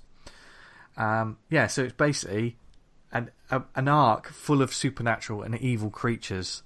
It's a story set around obviously this biblical tale. It doesn't really delve into the biblical side of it too much. No, it's in a way it's a bit of a sort of soap opera of demons, isn't it? Yeah. Because they've all got different personalities and they're all after each other and there's a politics going amongst them and it's like a murder mystery at one point, isn't it? Yeah, it totally is. And this is spectacular through and through. Obviously it's just a brilliant idea. Oh yeah, the ark, but it's full of monsters and stuff. But what they brilliantly do in this is it is character studies and it is mystery, and you think, oh yeah, it's going to be cool, like having this ark full of you got vampires, you got dragons, manticores and things like this, all beautifully rendered by Wando, by the way. Amazing. And really ferocious looking, really horrible looking, some of them, aren't they? Yeah, he's supernaturally good. And there's all kinds of monsters, like things that you probably wouldn't know to look at, so therefore you've got to go away and read up on them, because they'll all be ancient creatures of some kind. And you think, oh yeah, this would be cool. But it's not a cool place to be. They've brilliantly made this boat if it's like, if you think about, oh yeah, just get a team of super criminals together, super psychopaths together, that'd be cool. No, because they're all horrible and they're not made to exist with each other in a small space for a long period of time. It builds up the horror and the tension brilliantly, because this sorcerer has essentially a normal family, and the reason he's doing this is to save his family's life and make sure they survive a flood and everything as well. It does involve some pretty twisted sort of details, which is brilliant as well. I mean, Cullen is just brilliant at writing this sort of stuff, these sort of details, like the Sixth Gun and Harrow County and things like that. And just, the dude knows how to write the supernatural. But just the sorcerer invited lots of people onto the ship. Why did he need other humans on the ship? Well, the monsters have got to eat something. And there's these details of, you would think, oh, it's the bad guys versus the good guys. No, it doesn't work like that. Because Satan wants Noah's Ark to survive as well, because when they both find land, the monsters have got to eat something, so they're going to eat everything that was on the Ark. it's just all those details are cool enough, and then you layer on infighting and like mysteries and like I mean it's pretty brutal. Yeah, because for me it's very confined, and you think, oh Christ, this is like really confined because it's proper pouring with rain and there's the seas around them, and then suddenly, no spoilers, the two angels basically land on the wrong arc. Yeah, and that's a really great moment. I really thought that was amazingly well thought out, and they think they're on, and they think they're on the actual arc. Yeah, because when they turn up, they think his daughter's like, oh, the sun's come out, because they've known nothing but storms for months and months. And like the sorcerer just looks up and says, "No, that's angels coming down." And the angels aren't like the good guys. Do you know what I mean? It's moments of tension are beautifully paced out. The story comes to it. I mean, this Arc 1, pardon the pun. I know it says that on the Dark Arc 1. I mean, that's a fucking mouthful, isn't it? But this sort of omnibus, I think there is a soft cover of this as well. I think. What of the omnibus is it? I think there might be. I'm not sure. But the first 15 issues is a wonderfully sort of almost a self-contained story. I know that you said before, when we were off air, that there's another story coming, isn't there? Or yeah, I get the mailer from them, and there's after the flood or something like that. It's called. Yeah. And I'm not going to divulge into any spoilers. Tony's got another 2 trades before he's caught up. So. But yeah, it is as it says in the book, a sinister tale of biblical proportions, but it just works. I think it taps into that great, that thing we all have, that everyone likes the stories about the bad guys. We don't know why, but we all like those stories about the villains. But you can't. I bought a print from One Doe at New York a couple of years ago, and I got it signed and then gave it as my donation to the Nottingham charity auction. And I still think about it most weeks. I think, I wish I hadn't given that away. Oh, yeah. He's so good. And it's great seeing, because the colouring as well is spectacular on this. I just wanted to make sure I get this right. The colouring, I think that's One Doe as well. Okay. I think there's because it just says artist. Yeah. So Ryan Hill and Dave Sharp were the letterers. So One Doe's done the colouring as well. And of course, you've got like you've got a little bit of back matter. Quite nice actually, because they've got like some double page spreads where they have the script page, the pencils page, and what it looks like when it's coloured. Okay. And they've chosen very different sort of scenes to show that. Sometimes when you have those things, and have you ever looked at those pages and just thought, why have they picked this spread? Do you know what I mean? It's like, but these are actually quite good, especially. Oh, Tony, there's one moment. Oh, I can't. Just fucking read the next book. Is it in the second? Is it in the second volume? Because I'm going to read that. I got it in the car for tomorrow. I think it is in the second. Yes, it is the second volume. Oh, that's fine. The second volume is epic, absolutely epic. So there's cool bits like that, and I know Aftershock, they are the fans of the variant cover. The variant cover, which is a thing that personally I'm not too fussed about when it comes to individual issues and stuff. No. I never have been. I know there's a lot of small press people who. They get involved with variant covers, especially with Kickstarters and things like that. They can be quite popular. But when it comes to like buying books off the shelf, just because it's a different sort of cover, I'm not too fussed. I quite like the original covers. I don't know why. It's just a weird. Yeah, I don't enjoy the photographs of cats dressed as the character covers. Actually, if that's the cover, I'm going to get it every time. But I will say, when you see all the variant covers in the back like this, just loads of them, and it just, you've got like. What have we got here? A retailer bonus cover, Baltimore Comic Con variant cover. You've got cover B. You've got Gotham Central variant cover. You've got more. Yeah, I don't mind it in trade paperbacks. Actually, funny enough, I don't mind seeing them because it becomes a pin-up section, then, doesn't it? It's it does. Yeah, it's all right. That yeah. The only niggle I would have, because actually I would say that the story's phenomenal. Pretty much, I couldn't say anything bad about the interiors, and they've absolutely smashed it. The only niggle I would have would be just about the book jacket itself. All right. Because I find that the cover that they use is, it is cool. It seems like more of an individual issue cover. And when I think you do like omnibuses or bigger covers and stuff, you've got the option to do something a bit special, to do something fresh. If you're going to collect the 3 trades, put something new. This one, I mean, it's obviously it's a nice image, but I don't think it's that strong a cover image. And plus, it's got something that always... They've just got a couple of sort of pull quotes, and they're sort of floating on the cover. It could be stronger the cover. It doesn't tell you what it's about. No. I'm looking at this one. Is this the one with the sort of pink cover and it's got that kind of black demon thing? Yes. Yeah, okay. Yeah, I can understand the kind of pull quote placement is very odd. Yeah, very odd. And on the back, on the back itself, they've got a couple of, and this is probably the way Aftershock does their books anyway, you know, their design, the way they've got the stuff set out. But you can just see part of, because I always thought that the cover for issue 1 was spectacular anyway, where it was like a deep red cover. It's probably the cover of the trade, actually, with, like, you know, the black shadowy, like, arc coming towards you and tentacles rising from the sea on either side. That was pretty much a perfect cover for this. Whereas I think this cover doesn't really do it too much justice, which is a shame because it's pretty much perfect inside. So is it was that like the cover for the trade? It's not like a cover they've repurposed. They've shown specially done. I think it's specially done. Okay. I could be wrong because it does show the covers, like, you know, when you get like the chapters all the way through. Because they've done their size. That's really striking. It does. You can. That was, like, you know, we do our cover like from Comixology. If I saw that, I was like, oh, okay, I'd have a look at that.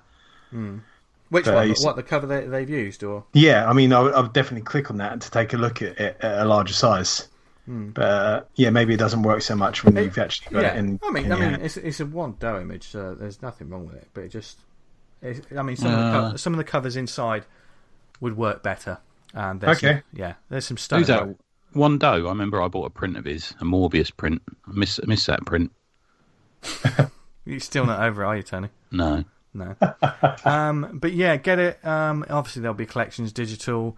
You get it from bookshops, Amazon. Just order it. If you haven't heard of it before, you really should, because this is now's the right time to get on board with it. It feels like something that surely with that kind of synopsis, it feels to me like a 30 Days of Night synopsis. You know, as soon as you hear it, you just think, well, that's a fucking $1 million. Yeah, rehearing it, it's like, oh, fucking hell, yeah, that is a great synopsis. That's just like, that's genius. Why didn't I think of it before? I don't know why I didn't pick this up when Tony mentioned it, to be honest. Yeah. No, you'd really like it, dude. It's really good. Yeah, highly recommended. Yeah, so there you go, Dark Arc from Aftershock Comics. Who wants to go next? Cool. Do you want to go, D? Because I think we'll all join in on my one, because I'm going to talk about my exploration. Okay, my one, it's a fucking animated film. And I briefly mentioned it during the week. But hold on, folks. Like years ago, it was on a Twitter competition, and my wife entered, and we got a free copy of the animated Batman: The Killing Joke. Yeah, and it's been sitting in the fucking the plastic for years. And I was just going through the DVDs thinking about what DVD can I stick on in the background while I'm doing work or whatever. And I thought, I haven't tried that. I know what the story is. I know there was a little bit beforehand, and there's a bit of controversy when it first came out. And I thought, I'll try it. See what it's like. It can't be that bad. But fucking hell. That's just unbelievable. I was like watching it, and just it was like a little voice said, "Yeah, you hate this." And I was like, "Yeah, I do. I fucking hate this. This is awful." I tell you what. Well, we must have the same voice, Dan, because when I watched it a long time ago, I think just after it came out or whatever, I saw it and I just thought, and I know there was a lot of controversy. The scene on the roof with Batgirl. It's disgusting. I went, what? It's disgusting. It's just completely unnecessary, inappropriate, completely against what the characters would do. Like for Barbara, it's like sleeping with a dad's best mate. Yeah. And like Batman sleeping with his best mates, even going beyond best mates, like daughter. And it's like a proto daughter to him. Like he's brought her up and trained her how to do what she does. Is it written by Azzarello, that movie? It might be, yeah. Because I know that he almost had a fight with someone in the audience at a convention a few years ago around it, didn't he? What? He was somebody dead said it's terrible, and he was calling them a prick and all sorts of things, yeah. It's terrible. Yeah. And like I think they were trying to empower the character before like the Killing Joke element of the film started. I turned it off. Which is a completely different fucking It was like someone said, let's do the Killing Joke as a classic. Oh, but it's not very long, is it? We need extra bits. Yeah, let's have Batman sleep with Batgirl on the roof of a fucking building. It was almost like that. Yeah. So like it's about that crime. Like it's a younger crime guy wants to take over the business from his uncle, and in the process, Batgirl's stopping him, and he starts fetishizing her to the point where he gets to hires a prostitute with ginger hair, red hair like her, and gets her to wear a mask, and sort of like there's elements of sort of like sexual threat from him to her. Like there's a point where he gasses her, and he says like you've got like a minute before you fall unconscious, and then you're like you're mine or whatever. And it's like what the fuck? Like why is this? It's got me thinking about Diana Troy from Star Trek Next Generation. Yeah, I think I might do that myself. Oh God, Jesus Christ! But like it's just. It's weird that I not usually like feel that strong about stuff, but I was genuinely repulsed by it. I really thought this is no place in the world. It's horrible. Yeah. It's because it's like a really badly made sort of Batgirl story that then they just complete. It's nothing. I think they do it to empower her, but if anything, it just makes the character worse. Yeah. But and that's my hot take on a 2-year-old animated film. Yeah, but you're not alone. So there's a lot of people. And there's a lot of people. I think like they say they used to like the Killing Joke, but now hate it. I quite like the Killing Joke for what it is. Yeah, yeah. I love the art in it. Bloody hell. Yeah, that's great. Yeah. Not double dipped and got the one with the revised colouring. No, I haven't either. Yeah, I don't hear great things, but yeah, it's a good comic. What are you talking about? Yeah, it's of that period, isn't it? It's that sweet spot, as we like to call it, don't we, in the 80s when everything's brilliant. It is what it is. Like the colouring is what it is. I don't want to see a revised version because it is what it is. You can't retroactively change because you don't agree with the way it's coloured. It's just move on. Yeah, as we've said previously in this very show. Yeah, indeed. Right, so what you got then, Tony? Right, okay. So I had a challenge last week to give me a manga to read. I used to read a lot of manga. I've probably read 60, 70 volumes of manga when it first sort of hit the UK. So Domu and Akira and all this sort of thing. And I enjoyed it and I liked it for what it is, and I found it interesting and different. But then suddenly it became more common to print it in the Eastern fashion as opposed to the Western fashion, which my old 63-year-old eyes don't follow. Because I'm so used to them darting down to the right, It sometimes fucks, like especially when you got like a tall panel and then two next to it. When I'm reading right to left, that really fucks me up.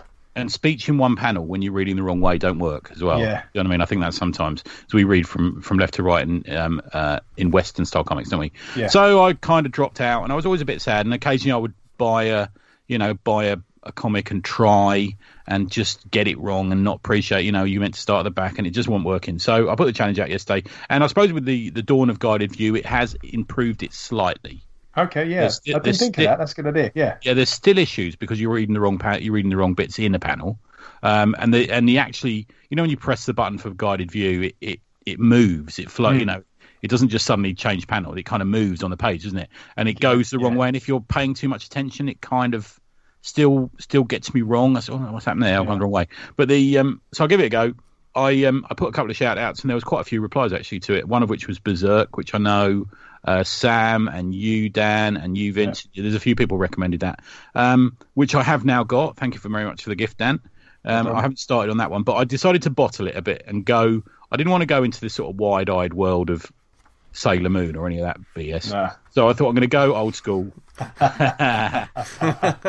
That's a very shots fired. Shots fired. Yeah. So I thought I'm going to go into a traditional. So I'd read Lone Wolf and Cub. I'd read Lone Wolf and Cub when it was coming out of.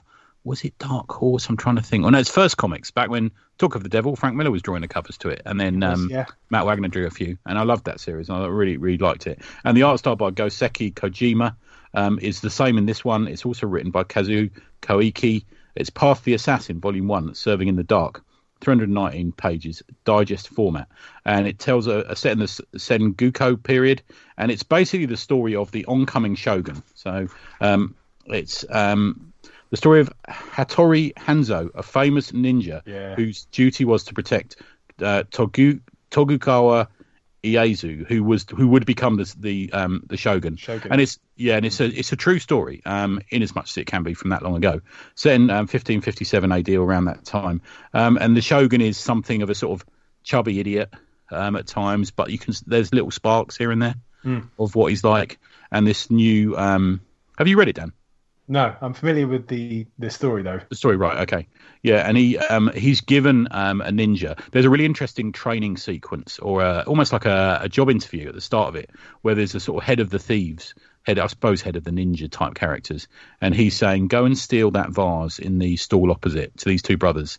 You can't cause a scene, you can't assault the person, but you have to steal that huge vase, which is heavier than they can carry." These two young guys. So the two brothers try it, and one brother fails. He says there's no way of doing it without assaulting the guy.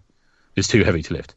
And the younger brother goes over and he shows him his sword and says, "Can you value my sword? And how much would you pay for that?" sort of thing. And while the geezer's looking at it, he nicks a load more stuff off his smaller items from the guy's stall, brings it, says, "Oh no, I don't want to sell my sword now." Goes back to the master of the thieves, certain ninjas, and says, "Look, I've stolen these. What we do is we sell these and then I buy the vase." And that's the same as stealing it.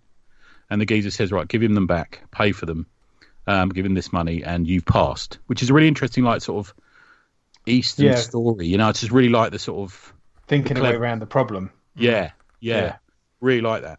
And suddenly I was in. I thought, right, I'm in on this. The art by Kojima is just fucking beautiful. I'm absolutely in love with it. The way that he uses ink, I can only compare to the beauty of Japanese calligraphy. You know, he's got that.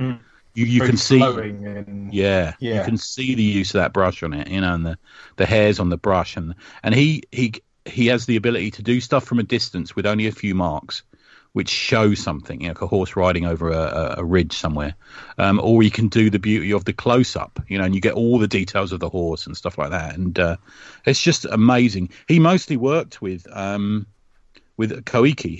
He worked on Lone Wolf and Carbon Shogun Assassin with the other two titles, which kind of made up most of his career, Kojima, actually, because they're long running. I think this is one is 40 volumes.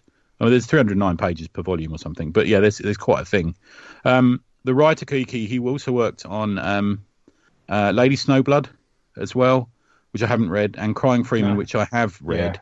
Which is nuts. It's fucking nuts. Yeah. And there's a couple of themes that occur in both these books, and he died last year. He also took over Golgo 13. Okay. Yeah, she became the writer thing. He was huge into golf and wrote a load of golf manga. That's always riveting. Yeah, they love that stuff over there, though. They do, I know, yeah, basketball and baseball manga, yeah. And he wrote X-Men Unlimited 50, believe it or not, which I think I own. I must go back and find. The collaboration between the two of them was referred to in Japanese culture as the Golden Duo, which I think is kind of nice. It's, you know, these classic Kirby and Lee and Rossina and Uderzo and these sort of people. There's those classic joining of creators that give you more than the single person, you know, which is really lovely. Yeah. It's not for the faint of heart. It's, oh dear, man. There's some moments in it, and you think it's very violent. It lacks modern morals. I'll put it that way. It's brutal and nasty and quick. It tries to reflect the time period. Yeah. As in, yeah. There's some scenes in like the Shogun Lone Wolf that's like, this is fucking horrible, and there's no real justice or the good things happened here. It's just that's the way it goes. It's harsh. The one of the heroes finds a girl swimming and pulls her on the beach, and there's a very affecting, I found it quite upsetting, rape scene. It's not nice at all, and they're discovered by these three lawmen stroke local, you know, guys, and he kills them. He kills all three of them, and it's all the while being watched by the future shogun, who's this fat bloke just looking over the top of the ridge at them, him raping this girl. And it doesn't give the right messages. It doesn't show it punished. It doesn't do anything because, like you say, Dan, it's specific to the period. where women were treated in a much worse way than they are these days. And she's raped, and afterwards he asks her name, and she says, "Will you tell me my name?" And you now essentially own me. It's very rough. Yeah, very rough. Fucking hell. Yeah, and there's another moment with he gets a wife, the shogun or the future shogun, and he's already been beaten badly by the sort of training with wooden swords in front of all of the society, and he's shamed. And it's part of his sort of growing experience of who he's becoming and who he will become, because he became the shogun that joined up much of China later on. And afterwards, it's a really uncomfortable sex scene. It's really strange. It's he can only really have sex with her ass up in the air from behind, and he says, "Why can we only make love like beasts?" And it's amazing storytelling, but it's very it's not for everyone. Uncomfortable. Yeah, it really is. Yeah, but like I say, it's based on real characters. There's some. I'm getting my eye in for manga. I think this is a good entry drug if you are used to sort of adult stories and you've seen. I'm a big fan of Japanese cinema, not as much as some other people. Like Jay Gunn's always educating me and telling me you should watch this, watch that. But I grew up on Seven Samurai and these sort of things. So I'm getting my eye around it, and they use sound effects in this very well. So the swoosh of a sword will be incorporated into the movement of the sword, and there's that sort of thing, which is actually really beautiful. But the art really. Sorry, mate, you can say. No, I said if we ever get into like doing a whole show on it, and I personally don't feel absolutely qualified in doing so. No, but like. The influence of their motion and movement they put in their comics, which is bled into Western, is undeniable. Completely and utterly. You can see it a lot in like these examples here. Yeah, and I was fully prepared for each panel to be very, I suppose, from a Western point of view, under-rendered, with lacking backgrounds and real detail. But this is more than enough for me in these. There's some beautiful shots. There's one. You go to a shot over, there's like a fishing village with the lights and the mist, and it's all done in black and white. It's very basic black and white. There's no grey tones or anything. And there's a mist over the village, and he illuminates his little lights shooting out through the mist at the base of this mountain. And it is incredibly beautiful, really touching. And I'm a fan of that sort of thing. It's just amazing. But it flows enough. I don't need the backgrounds. I don't need it. And when you're watching a guided view, it's kind of it's a strange experience because you're not turning pages. I use it on an iPad with a keyboard, and I've got like I use the arrows rather than swiping the screen. Does that make sense? Yeah. So I use the arrows and just keep tapping that arrow. It becomes a different experience. The only different thing is I'm tapping the wrong arrow because I'm going backwards. So I'm using the other arrow. Do you see what I mean? Yeah. Which is, I don't think that's how it's always been on Comixology. I seem to remember reading Shogun Assassin and it not being that way. Right. Okay. But they've obviously just done it that way. Maybe it's easier. But yeah, it's. I'm going to keep going with it, man. I'm in for it now. In for it. Yeah, definitely. I'm absolutely becoming educated in the way of just the gorgeous ink marks, the flow of it, and the beautiful. And sometimes it does look a little bit dated. It's like reading a British comic, black and white comic. There's a little bit of the dated moments to it, but it's so different and so strange and so shockingly different in points. Really making my head swim. Have you read any of this, V? Cultural differences. No, not that one. No. Have you read Lone Wolf and Cub? A little bit here and there, Yeah. but that's another one I need to. Yeah. Still haven't watched Shogun Assassin. Yeah. No, that's a good point actually. I tell you what, We should do a watch party on that. Where we Yes. play at the same time and then watch it through. Yeah. Yeah, that's we'll do our own little Zoom party for that, shall we? That sounds a bit sordid when we put it like that. Because you can get Lone Wolf and Cub in two formats. So this is the physical releases of this one are those like digest size books. They're like the thick spine things, but they're small. But you can get. They used to do it in American. Do you remember the Dark Knight Prestige format? The sort of slightly, so they got a small spine to them. Yeah, that's the Lone Wolf and Cubs. That's how they did it, and they redid the covers with American artists, and there's some great stuff on them. And I kind of want to go to eBay and buy them that way now. I just kind of like that, Nice. But yeah, I'd recommend it if you were looking for something that's a bit different and you don't know manga, and I don't. And I found it very, very good. Yeah, really impressed. Yeah. Awesome. There you go. Nice one. First one. Cool. Right, so we have some shout outs. I mean, I haven't got any shout outs because You're done, aren't you? I'm done. I can just sit back and put my feet up. You got any, Dan? I do. I've got two. Come in. 3. I lie. Okay. First, an article from Dan Tubes on London's Cartoon Museum, run by the Cartoon Art Trust charity, is currently launched a fundraising appeal to help it survive as continued closure because of the coronavirus pandemic restrictions means that it's facing like the possibility of closure. So we're going to link the full article for John Freeman's Down the Tubes, which you can read about it. But any money to help them keep going is going to be fantastic because they're really struggling. I don't think they're going to look at opening up till the later part of the year. So it may be a resource and a place that could be lost. Yeah. So if you can read the article and if you can give them some money, please do. We can't be without that in London, can we? No. Or in the country, I suppose. Yeah. I know there's other versions of it, but we really need that. We need something to show the art form off like that. And I know they do a lot of releases and talks and stuff like that there. I think it's worth it. Yeah. I agree. Yeah. I'm going to give them a few quid. Shall I do one of mine? Yeah, Go for it. Galaxy Grappling Alliance issue 2 is out by David Edwardson. So going back that, I've backed it. It's almost there, actually.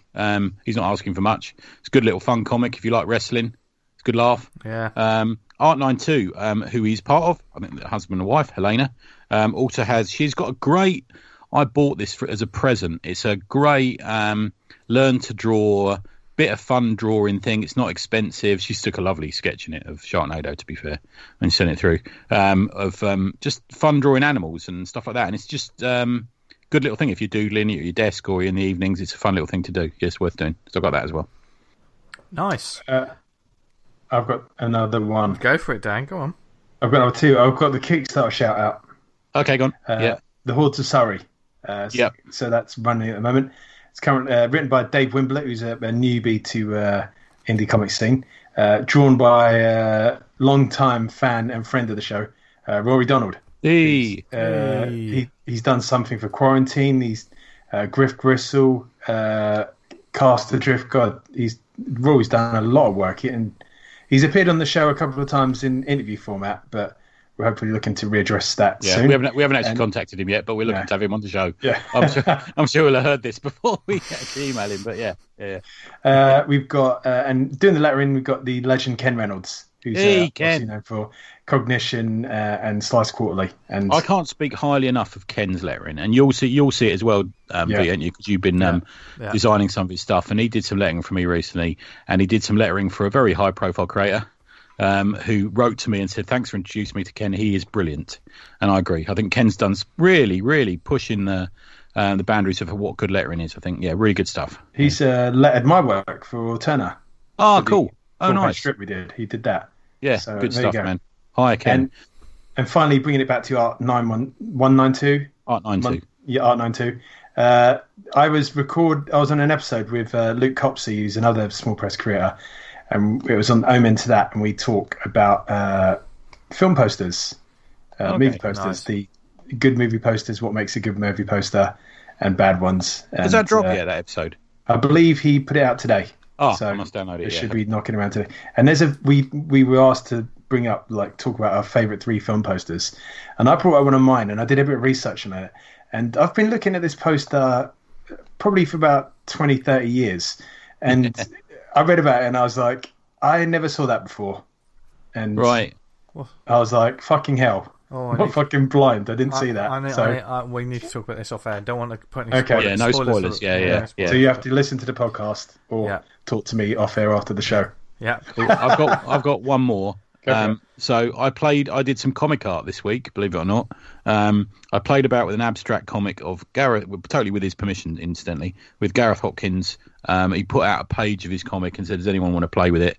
So I added some lines and ink and stuff, and then I added some words. And I added some words from Sybil Danning in Black Diamond 1 from AC Comics in 1983. Nice. I just wanted to quirk it up a bit, and he very kindly put it out on his blog. So if you go to garethhopkins.blogspot.com, you can see mine and much better versions of it that other people have done. Yeah, I had real fun just doodling with that one. It's good stuff. Nice. Very relaxing doing that sort of abstraction. Yeah, really enjoyed that evening. I've never done abstract stuff really. Yeah, I bought some books on it recently. I bought a book by William Ray, who I saw. I remember I saw somebody recommended it on Facebook. I thought I like that, and I find it a really interesting art form, and it's something I need to know more about. Nice. I've got a couple of mini ones, of course. Copies of MI666 are still available. So if you go to andyblorcomics.bigcartel.com, you can get your copy of the new comic from myself and Andy Blore. His art's really good on that. Andy Blore, really like it. Yeah. And we've been touched by all the nice feedback we've been getting. So thank you very much for that. And thank you, David Livens, from all of us at the Awesome Pilot, who sent us a lovely email. We read out and answered a question last week. See, we don't just answer the questions of the people we know. We just read out whatever questions we get. And very needy because we don't get any. Yeah.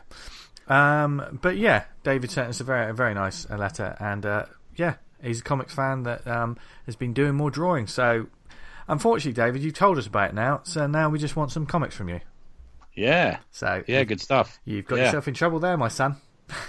Anyway, right. Okay. So I got one more to give out. Can I just do one more? So thanks to Joe. Fire with the shout. I know. Thanks to Joseph Simons this week, who sent me some zines of his, which I'm going to look at. There you go. Ah, nice. Bloody hell! The show notes are just getting longer and longer this week. But hey ho. It just means you've got more brilliant stuff to check out, including 3 more titles that we're going to talk about now. So, should we go in the opposite direction we went last time? So, Tony, do you want to go first? Dan, you're in the middle as always, my love. Yes. Yeah, you're like the jam in our sandwich, baby cakes. Yeah. The Ailsa Dark, Werewolves and Bampots, issue 2 by Terrier Comics, full colour magazine size, all created by possible future guest William Crawford Hazel. So Ailsa Dark is a good-looking, raven-haired, late-night horror host. You know, the old school, like Elvira, I suppose, something like that. She introduces classic and horror movies and B-movie science fiction horror movies at night. That's kind of her normal job. But she's also a supernatural investigator in Glasgow. She's adept at magic, but there's a sort of little twist where the old story about using magic, you expend certain things from yourself, and it's a dangerous thing to do, and it's not a safe thing to do, and stuff like that. She rides about on a motorbike. She's quite badass. She carries 2 sort of 45s or 9mm automatic pistols on her. They hint at this issue that she isn't perhaps as young as she appears, because there's a couple who are part of the backstory who are watching a movie, and it's like an extra reel, like a audition reel of a Bela Lugosi movie, which she is the actress in, and you think, there's more to her than meets the eye. This is a 3-issue series. It was going to initially been launched as a 4-issue series, but I think it's down to 3, and issue 3 is going to be a longer version of it. I think it was in Indiegogo. I got it on. Smashed its total, stuff like that. A Bampot, for those that don't know, is an idiot, an objectionable and foolish person. Ailsa has also got an undead demon assistant who is his name's Omen, and he's a banter demon. That's cool, isn't it? Yeah. That's part of his sort of demonology history. Top Trump's history is he's a banter demon. It's a really good project. It's really interesting, and it really spikes for me what I like in horror comics. It's fresh, it's action orientated, it's fun, but it's got a little eye to stuff like the Monster Squad. Yeah, it's got a little eye to werewolf movies. There's loads of werewolves in it. There's kind of werewolves dressed up as if they are Reservoir Dogs, and one of them's like a bodyguard for someone. Really cool ideas. It starts off with her after a sort of brief intro from this couple sitting there watching the movie that we just mentioned. She's suddenly presented by this demon that she's called through a portal and needs a favour from, and it's really well done. It's that lovely combination of action but also talking heads, and he's got a great way of doing the personalities of the characters in it. They all shine out. The art is just so much. The first issue was good, but this is just, he's really gone all out on designs. I sent you guys some pages earlier, didn't I? To have a look at. Yes. Yeah. I think V, knowing your taste in that sort of Monster Squad kind of. I love all that. Yeah. I think you dig this, man, because there's vampires and werewolves and demons, and it's a bit like. I'm in. There's a kind of, imagine if Lord of Illusions, the Scott Bakula movie, was set in Glasgow and it was Vampirella on a motorbike. That's kind of the way it feels a bit to me. It really ramps up this issue. I'm really impressed with where he's taken it. I see William at conventions and stuff. I saw him at Edinburgh and I saw him at Glasgow when I was up there. God rest their souls. We miss you. But He's a nice guy and a big comics fan, really fond, and quotes in the afterward, the Bronze Age stuff. He says, I'm really into the Bronze Age sort of comics, so creepies and eerie's, and like I said, Vampirellas and stuff like that, and Marvel Warren magazines, and this sort of thing, and it's really good. It's got some imaginative balls to the wall adventure. You can follow him at Crawford_Hazel, Hazle. It was indiegogo.com/project/Ailsa Dark. Yeah, watch out. Number 3. I don't understand Indiegogo. I don't understand Kickstarter, but I don't understand Indiegogo either. But I seem to get a load of comics off him and a load of sketches. And I thought I'd just gone in for the comic, but I'm not sure if it's one of those things where you go along, you hit certain points, you add things or something. I don't know. Yeah, I don't know how it works on there. It's not one I've dipped my toe into, but he's done really well on it. And he sent me some lovely sketches. And he's a one-man comic creator. He's done the art, the colouring, the lettering, the writing, the design, everything, and it's all top notch. I have to say, he'd definitely be a sort of person I would look to design a comic, if not even draw it. Yeah. Good. That's my one. Nice one, Dan. We during the last show we talked about the Zavi offer, didn't we? Yeah. Oh yeah. About getting the 5 books, and one of mine was Green Lantern, Green Arrow, the Hard Traveling Heroes, a collection. It's got the originally published Green Lantern issue 76 to 81, published in December 1970, so many years before I was born. And me. I accidentally put the wrong address, and it went to a house down the road. So I had to knock on the door and say, "Excuse me, is there a box of comics for me?" And there was an old deer, and it was still like in the porch. And I'm like, "Oh, that's mine." Oh, yeah, all right. So off I went. And more porn. More porn. Yeah. And then my wife said, I think we should introduce a policy of 1 in, 1 out. And I was like, no. So, yeah, this covers the kind of... I guess it was a bit of a... comics were taken on social issues. Yeah. And some of this stuff now is like... We're still talking about this stuff today. But at the time this came out, this must have been like, fucking hell, this is quite hard-hitting. Like, it's like 40, 50-year-old story. And the line, there's one page that's kind of frames the comic. And in the beginning of the story, Green Lantern's flying through the air, and he sees like some youth like roughing up a guy in a suit, and he instantly down there grabs the youth, says, "Don't worry, sir, like I'll sort you out." Then he starts getting pelted by cans and rubbish from the sidewalk, and basically this guy's a slumlord, and he keeps all these tenants in like the most abominable conditions. And Green Arrow comes in and starts talking to him about how his like moral compass is off.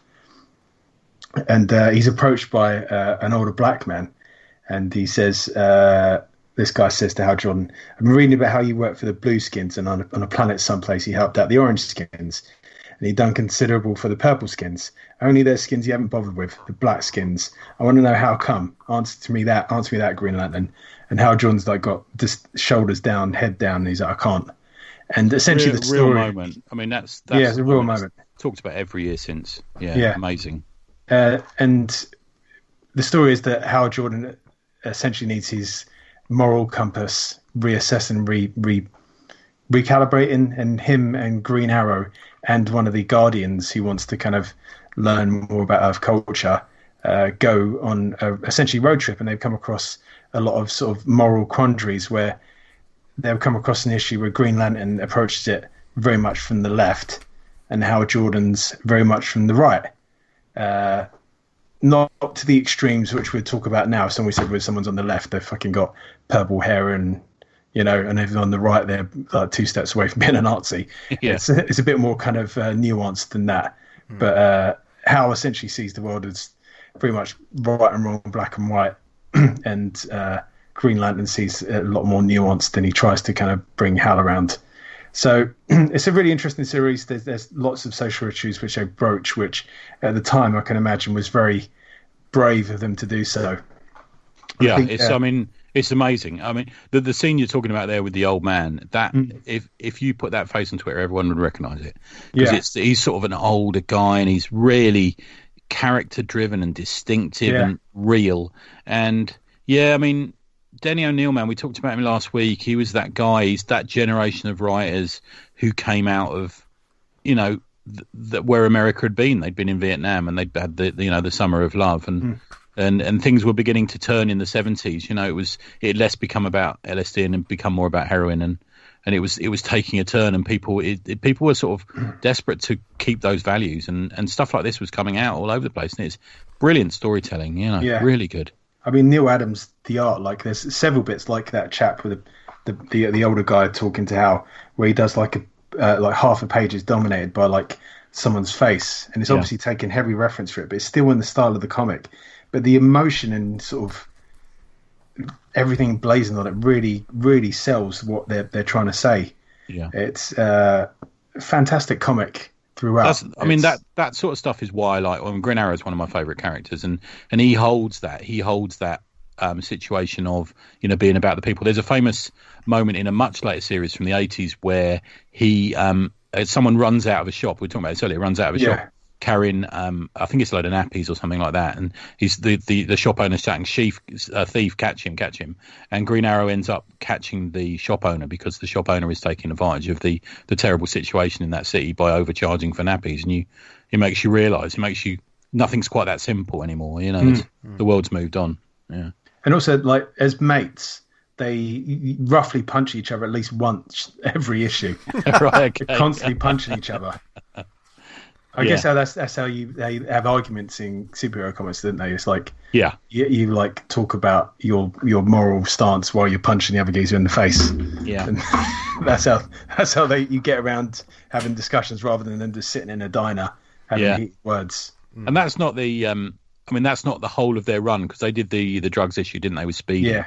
As well. It cuts off before then, so it's a shame it misses that out. I presume it might have been done in another issue, but because everyone talks about the Spider-Man issue, which is the one Stan Lee decided not to use the comics code on it with the drugs issue, but they did the same for that one. That was another one they bucked the trend. Yeah. No, real milestone in comics, man. Like, amazing. I recommend anyone to buy that. And I know Neil Adams can be a bit, let's say, strange occasionally, you know, but. This is incredible. There's so many people we talk about who owe him they're heavily influenced by that series from 50 years ago. Yeah, what's interesting as well, like the writers exploring these themes with two characters who have contrasting views on stuff, and it's very nuanced way of telling the story rather than having a character stand there and preach at the reader what's right and what's wrong. And we're often missing that. I texted you guys earlier. I read something by a small press company over here today, and it had none of that. It was just a diatribe in a comic form by someone who wasn't taking anyone else's opinion into account. And that discussion is what we should be having, without having this like polarized. He's a Nazi, he's a libtard. You know, that seems to be the two versions of it. It should be like, there's a conversation. These characters are arguing over a point, and there's nuanced to it, rather than just. Almost like it's a propaganda piece saying this is the way you should think, and if you think otherwise, you're wrong. And it's like, well, that doesn't. It's not a convincing way of getting someone to. That's what's got us in trouble, man. Reconsider their points. Yeah. So.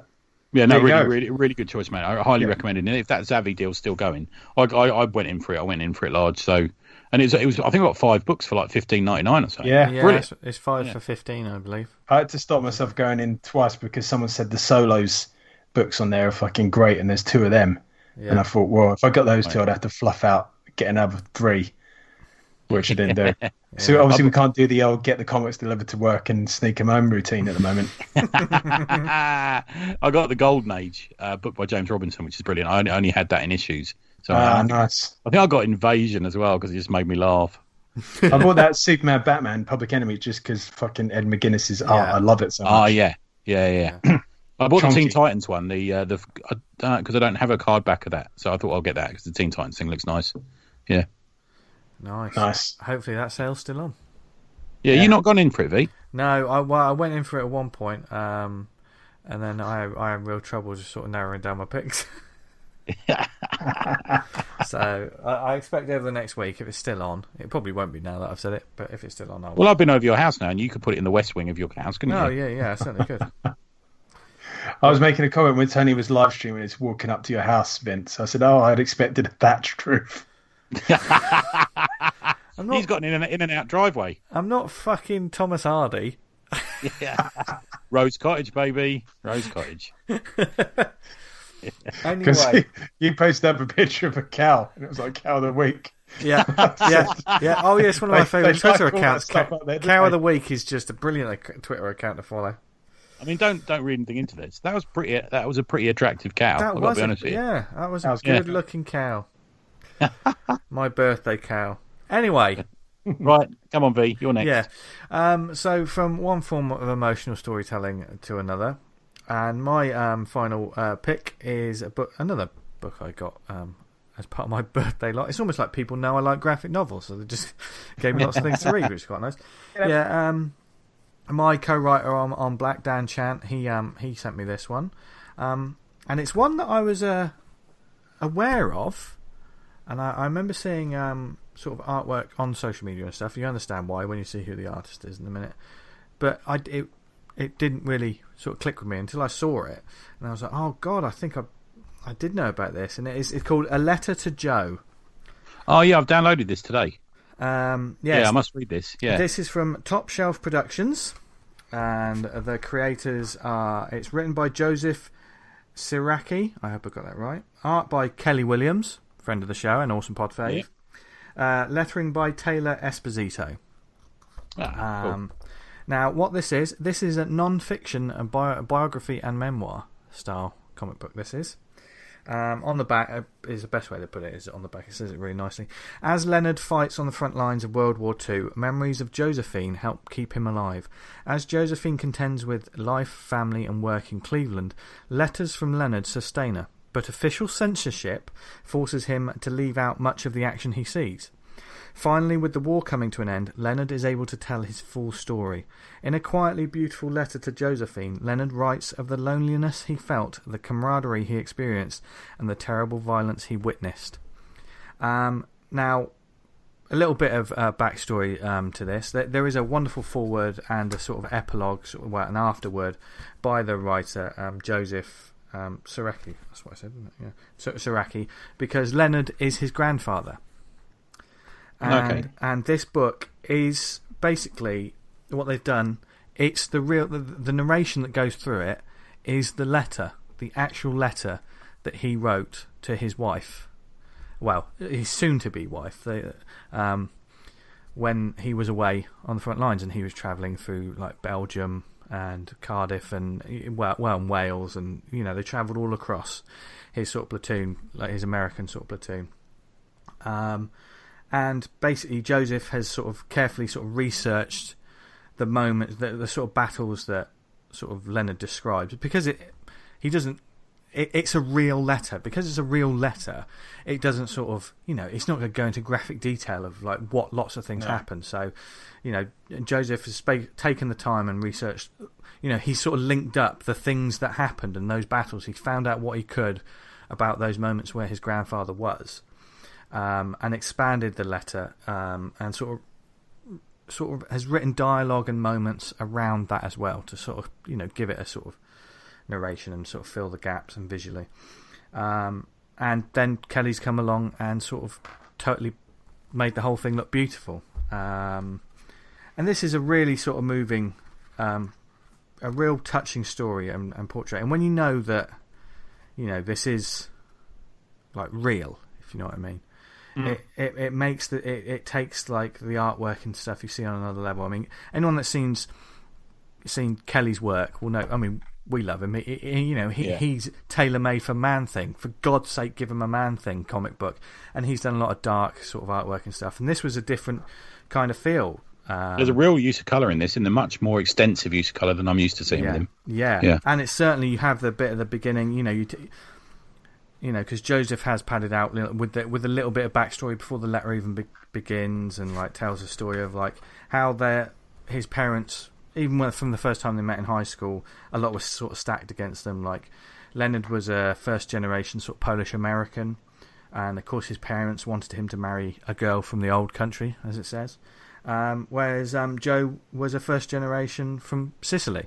Her parents were from Sicily, who wanted exactly the same thing.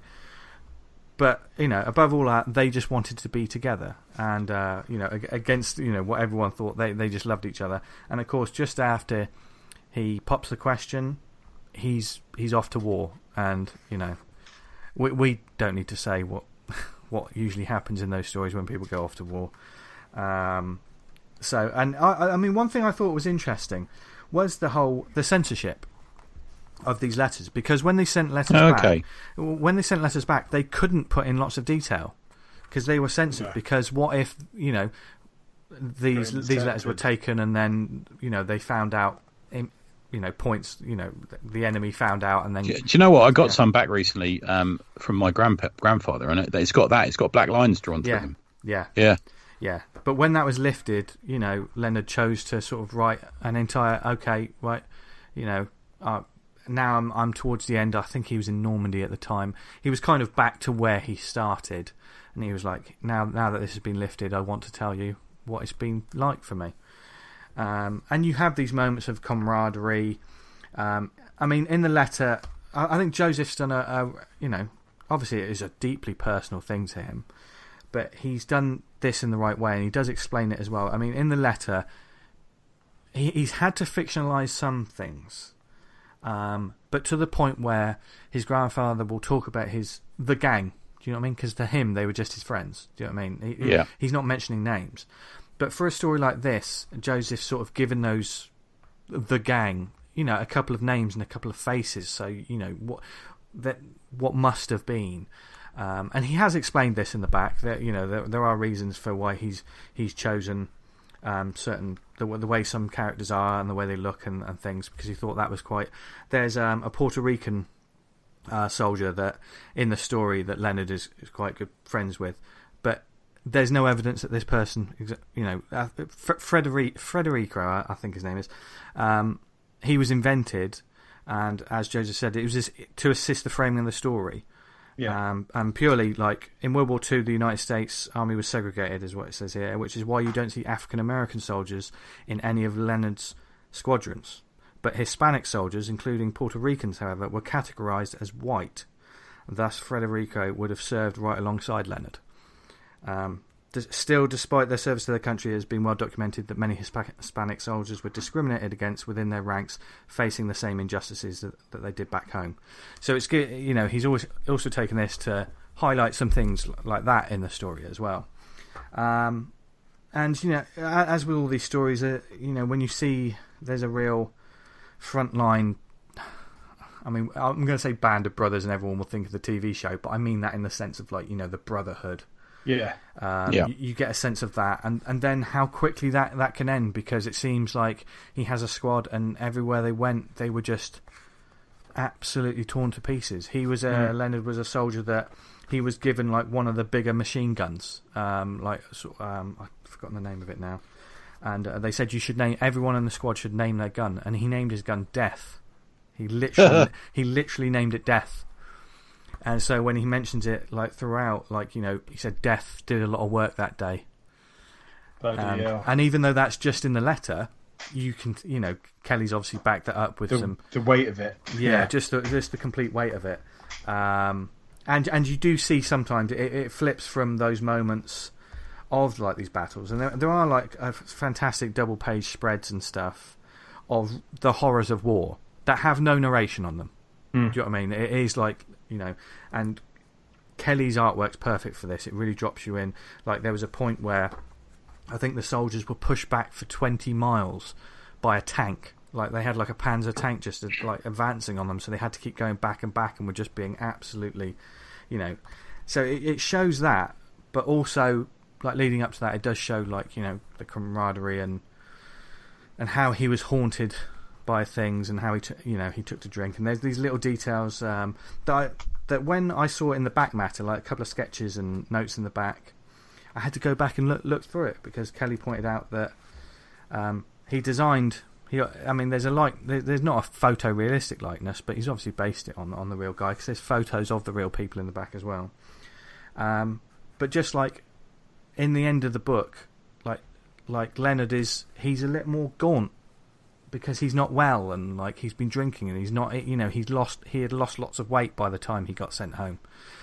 And to look back, it's like, oh yeah, you do see like the man at the start of this, and then the man at the end, and it's powerful storytelling. I think it was a real, and I was wondering before I finished. I didn't rush to the end of the book because I just went through the story. There is another poem. They've done another thing where Brett Carville. There's a poem Leonard wrote while deployed in Europe, which is called "The Dawn Came." Oh, nice. Which is a very sort of, and it is very much like the poem with just illustrations next to it. And what's the page count on this, man? Roughly? It is about 120, 124. Oh, that's good. What's the price? Is it expensive or? What have we got here? I got the digital one. I might get the physical copy now. I think it's probably standard sort of paperback. I would imagine £14. It says 90. It hasn't got the UK price on this one. Was it dollars $19.99? It's $19.99 US and $25.99 Canada. You're going to pay what, $16.99 on Amazon, I reckon, something like that. Yeah, probably, yeah. And it's paperback one, and it's real powerful storytelling. There's no meat on the bones. The back matter is really nice. The photo reference, and there is, if you wanted to read the letter itself away from the book, they do have like a scanned version of the first sheet of the letter, and then there's a typed up someone obviously typed up afterwards. And there's a version of it in the back as well. But it's a real letter as well. When you say, oh, there's a letter from, the front lines of war, we would maybe think it's going to be really poetic. It's going to, there's going to be all of these, real poignant, Chaucer-like words or whatever. This is a real letter by a real person, and it's just, and he's just saying this is what it was like. And now I'm looking forward to seeing you when I get home.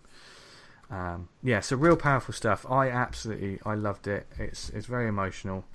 I heard Jason Wood talk about this on 11 O'Clock Comics a few months ago, and when you said you'd got it, I downloaded it for this week to read at lunch, and I might buy the physical copy now, man. Yeah. You will. nice. I mean, you will chew through it in one sitting. It is a nice, Yeah. Because it's not. There are sort of chapters, and they have like titles like hope, love. Pain, things like that. And even those chapters have like lovely sort of illustrations by Kelly on them, which are quite reminiscent of what you're going to see. And it is a book that sometimes, when it comes to, like when I see a big graphic novel, I'll sometimes skip the foreword or the epilogue. Yeah, nearly always, man. I go back and read it. I never start with it. Yeah. But the prologue are fascinating as well because they're very honest from the writer. So it's a very honest book, and it's a lovely book, and it's a moment in time. Of like, I mean, you just can't imagine it. But no, mate, people think they got it hard now. Do you know what I mean? Yeah. So don't want to return to that. Yeah, but so the story is important. But I will say, hats off to everyone that was involved in this. I think, What, the Second World War? No, the book. Oh dear God! Don't take that as a pull quote, people. So that's not all involved. Yeah, a letter to Joe. Well, on one side, not on every side. You know what I mean? I try the best. Yeah. So get it because it is good stuff, man. It's really good. Yeah, nice choice. That's a good choice. As were all of our recommendations this week. I think another stacked episode of the podcast for you. If you're we've got guests next first week. range of comics. Yes, we're gonna have guests coming up now where we're going to talk about all things comics. If you've got any topics that you want us to cover, for instance, I mean, it's a strange time in comics. People are making comics in the strangest kind of ways these days. And if there's something that you think we should cover or sounds quite interesting to you, then get in touch with us. You can email us awesomecomicspod@gmail.com. Likewise, if you just want to send us a nice letter that tells us you love us, because it'll make us go, oh, like Puss in Boots in Shrek. We all do that. No, that's it. I've ordered a comic on eBay for next week. If it arrives, you're in for something interesting. Oh, are we finally going to have the troll episode? No, it's a little bit of an erotic comic. Oh dear, brilliant God! Yeah, a UK one. Oh my word! From many years ago. Yeah, I'm quite looking forward to seeing what it's like. You can have a look. And hoping that my missus doesn't open it. That sort of thing, You're going to get a lot of questions about that now, Tony. Yes, and if you follow us on our various accounts, if you follow us on Twitter, it's @TheAwesomePod, where we'll post out who the guest is going to be, probably what we've talked about. We'll be retweeting this episode over and over again until people listen to it. If you do Facebook, then go to facebook.com/awesomecomicspodcast and like or follow the podcast there. I don't know what it's called with Facebook. But all I know is on Facebook, you really, really should join the community group, Awesome Comics Talk. And we'll see you Friday. Yeah. Go on. Yes. Go on to Facebook. Look, search for Awesome Comics Talk. One word. What is there is a fantastic community of people that is just nothing but positive comic talk, different comics, different techniques. It's literally, if you're making a comic, ask someone on there for their advice. If you want to make someone know about an event or like a workshop or anything, ask them on there. Yeah, please do. Please put it on there. Yeah. And I have to say, not to speak of the negative, but if your first post on the group is to promote another podcast and your own Kickstarter, I'm going to say it's not going to get through. Yeah. I'll be honest with you. Yeah. Yeah. So let's all be sensible. It's about conversations, not just about dropping links and leaving. Yeah. Yeah. Yeah. And I will say a big shout out to all the people that even when they've got Kickstarters running, if they're part of that group, they've been pretty sensible and they've been really good. Yeah, they have been. Yeah, they've been. Yeah. So keep it up. Thank you for listening to us, whether it was on the website awesomecomics.podbean.com. If you listen to us on iTunes, subscribe, leave a review. Just helps get the word out to the masses. And if you listen to us on any networks like Spotify, Stitcher, Podnose, Podknife, what other networks are we on, Tony? Listen, everyone needs to relax, all right? Everyone needs to calm down. I know in lockdown it's difficult, but let's all sing it together. Twitter is not the real world. There you go. Just a little reminder. Is that all one word? Yeah. .com. Right, okay. Anyway. Back to balls next week. Yeah. Oh, yeah, we'll be back to all kinds of nonsense next week. But thank you to everyone that sent in any questions. We are all questioned out, so we're going to be talking to some fantastic creators about their books for the next couple of months while we slowly... I'm very excited. Yeah. So it's going to be great. So look forward to that. And thank you for listening to us this week. Where can people find us online, etc.? Esmond?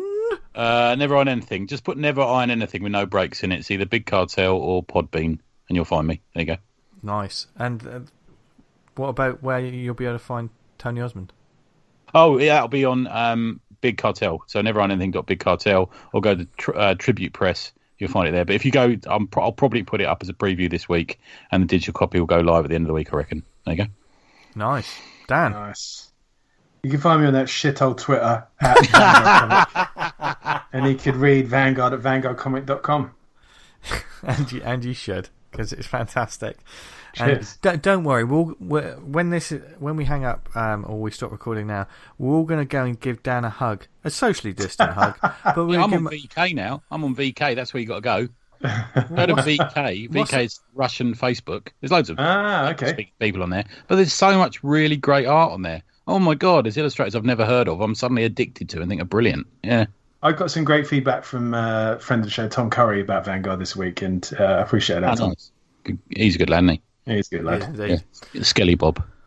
God, blimey, we owe him tenner. He owes us. Oh, he owes us a tenner. Oh, right. Okay.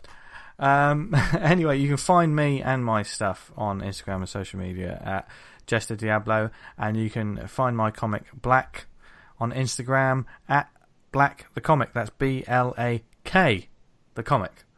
So go forth, read loads of comics, have a great week. We hope you're all staying safe, being sensible, and okay. Staying alert. Stay. What the fuck that means? Make sure you're staying alert. Yeah. Well, I'm always alert because you never know who's about. Yeah, you're like in the Pink Panther movies when Kato attacks. You're always aware, aren't you? Yeah. Always. You are my Kato. That's how the old coronavirus comes upon you, innit? Yeah. But no, we hope wherever you are, mentally, physically, healthily, we hope you're okay. We love you. Thank you very much for listening to us as always. We do appreciate it because we're desperate for attention. We're just stuck in it. We're stuck in our bunkers. Jesus Christ. But we've got lots of comics to read, so we'll be fine. So thank you for listening from Dan, Tony, and myself. Go forth, have a brilliant week. Read loads of comics. Doesn't have to be the ones we mention. But, if you do read a cool comic, recommend it to someone else. Yeah, put it on the Facebook group. Put it on the group when you talk about it. Yeah, let's see. Yeah. And after you do that, what should they always do, fellas? So awesome. Stay awesome. Dan, you got to up your game, son.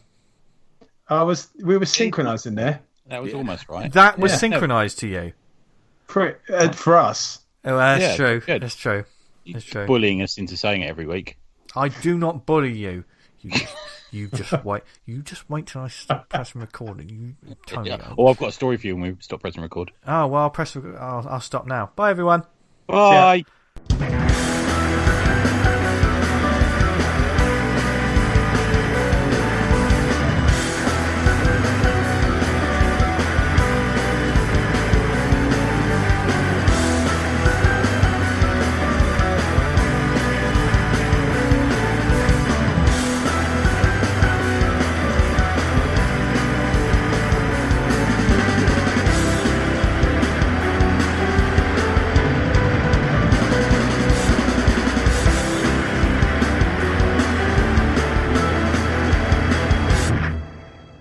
Shall I tell you that thing about the poster? It's off the alien poster. Oh, right. There's on the bottom. There's like a grid system, and I thought that was like the Geiger-esque like design. Right. But the designers of the poster didn't have any kind of pre-production stuff. They had to kind of just take it on a whim. So they're a load of naked bodies at the bottom. Oh, right. What? On the alien poster. Is it just naked You people? know, there's naked people. They're laying in like in a crisscross pattern. You don't really see any kind of knobs and tits. Oh, well, I don't care then. But I was like, that's weird. I've looked at that poster for fucking years and I never ever saw that. And normally I've got like a radar for knobs and tits. Yeah. Yeah. You look at it again, you're like, oh, yeah, there, yeah. Knobs and tits. Knobs and tits. Knobs and tits.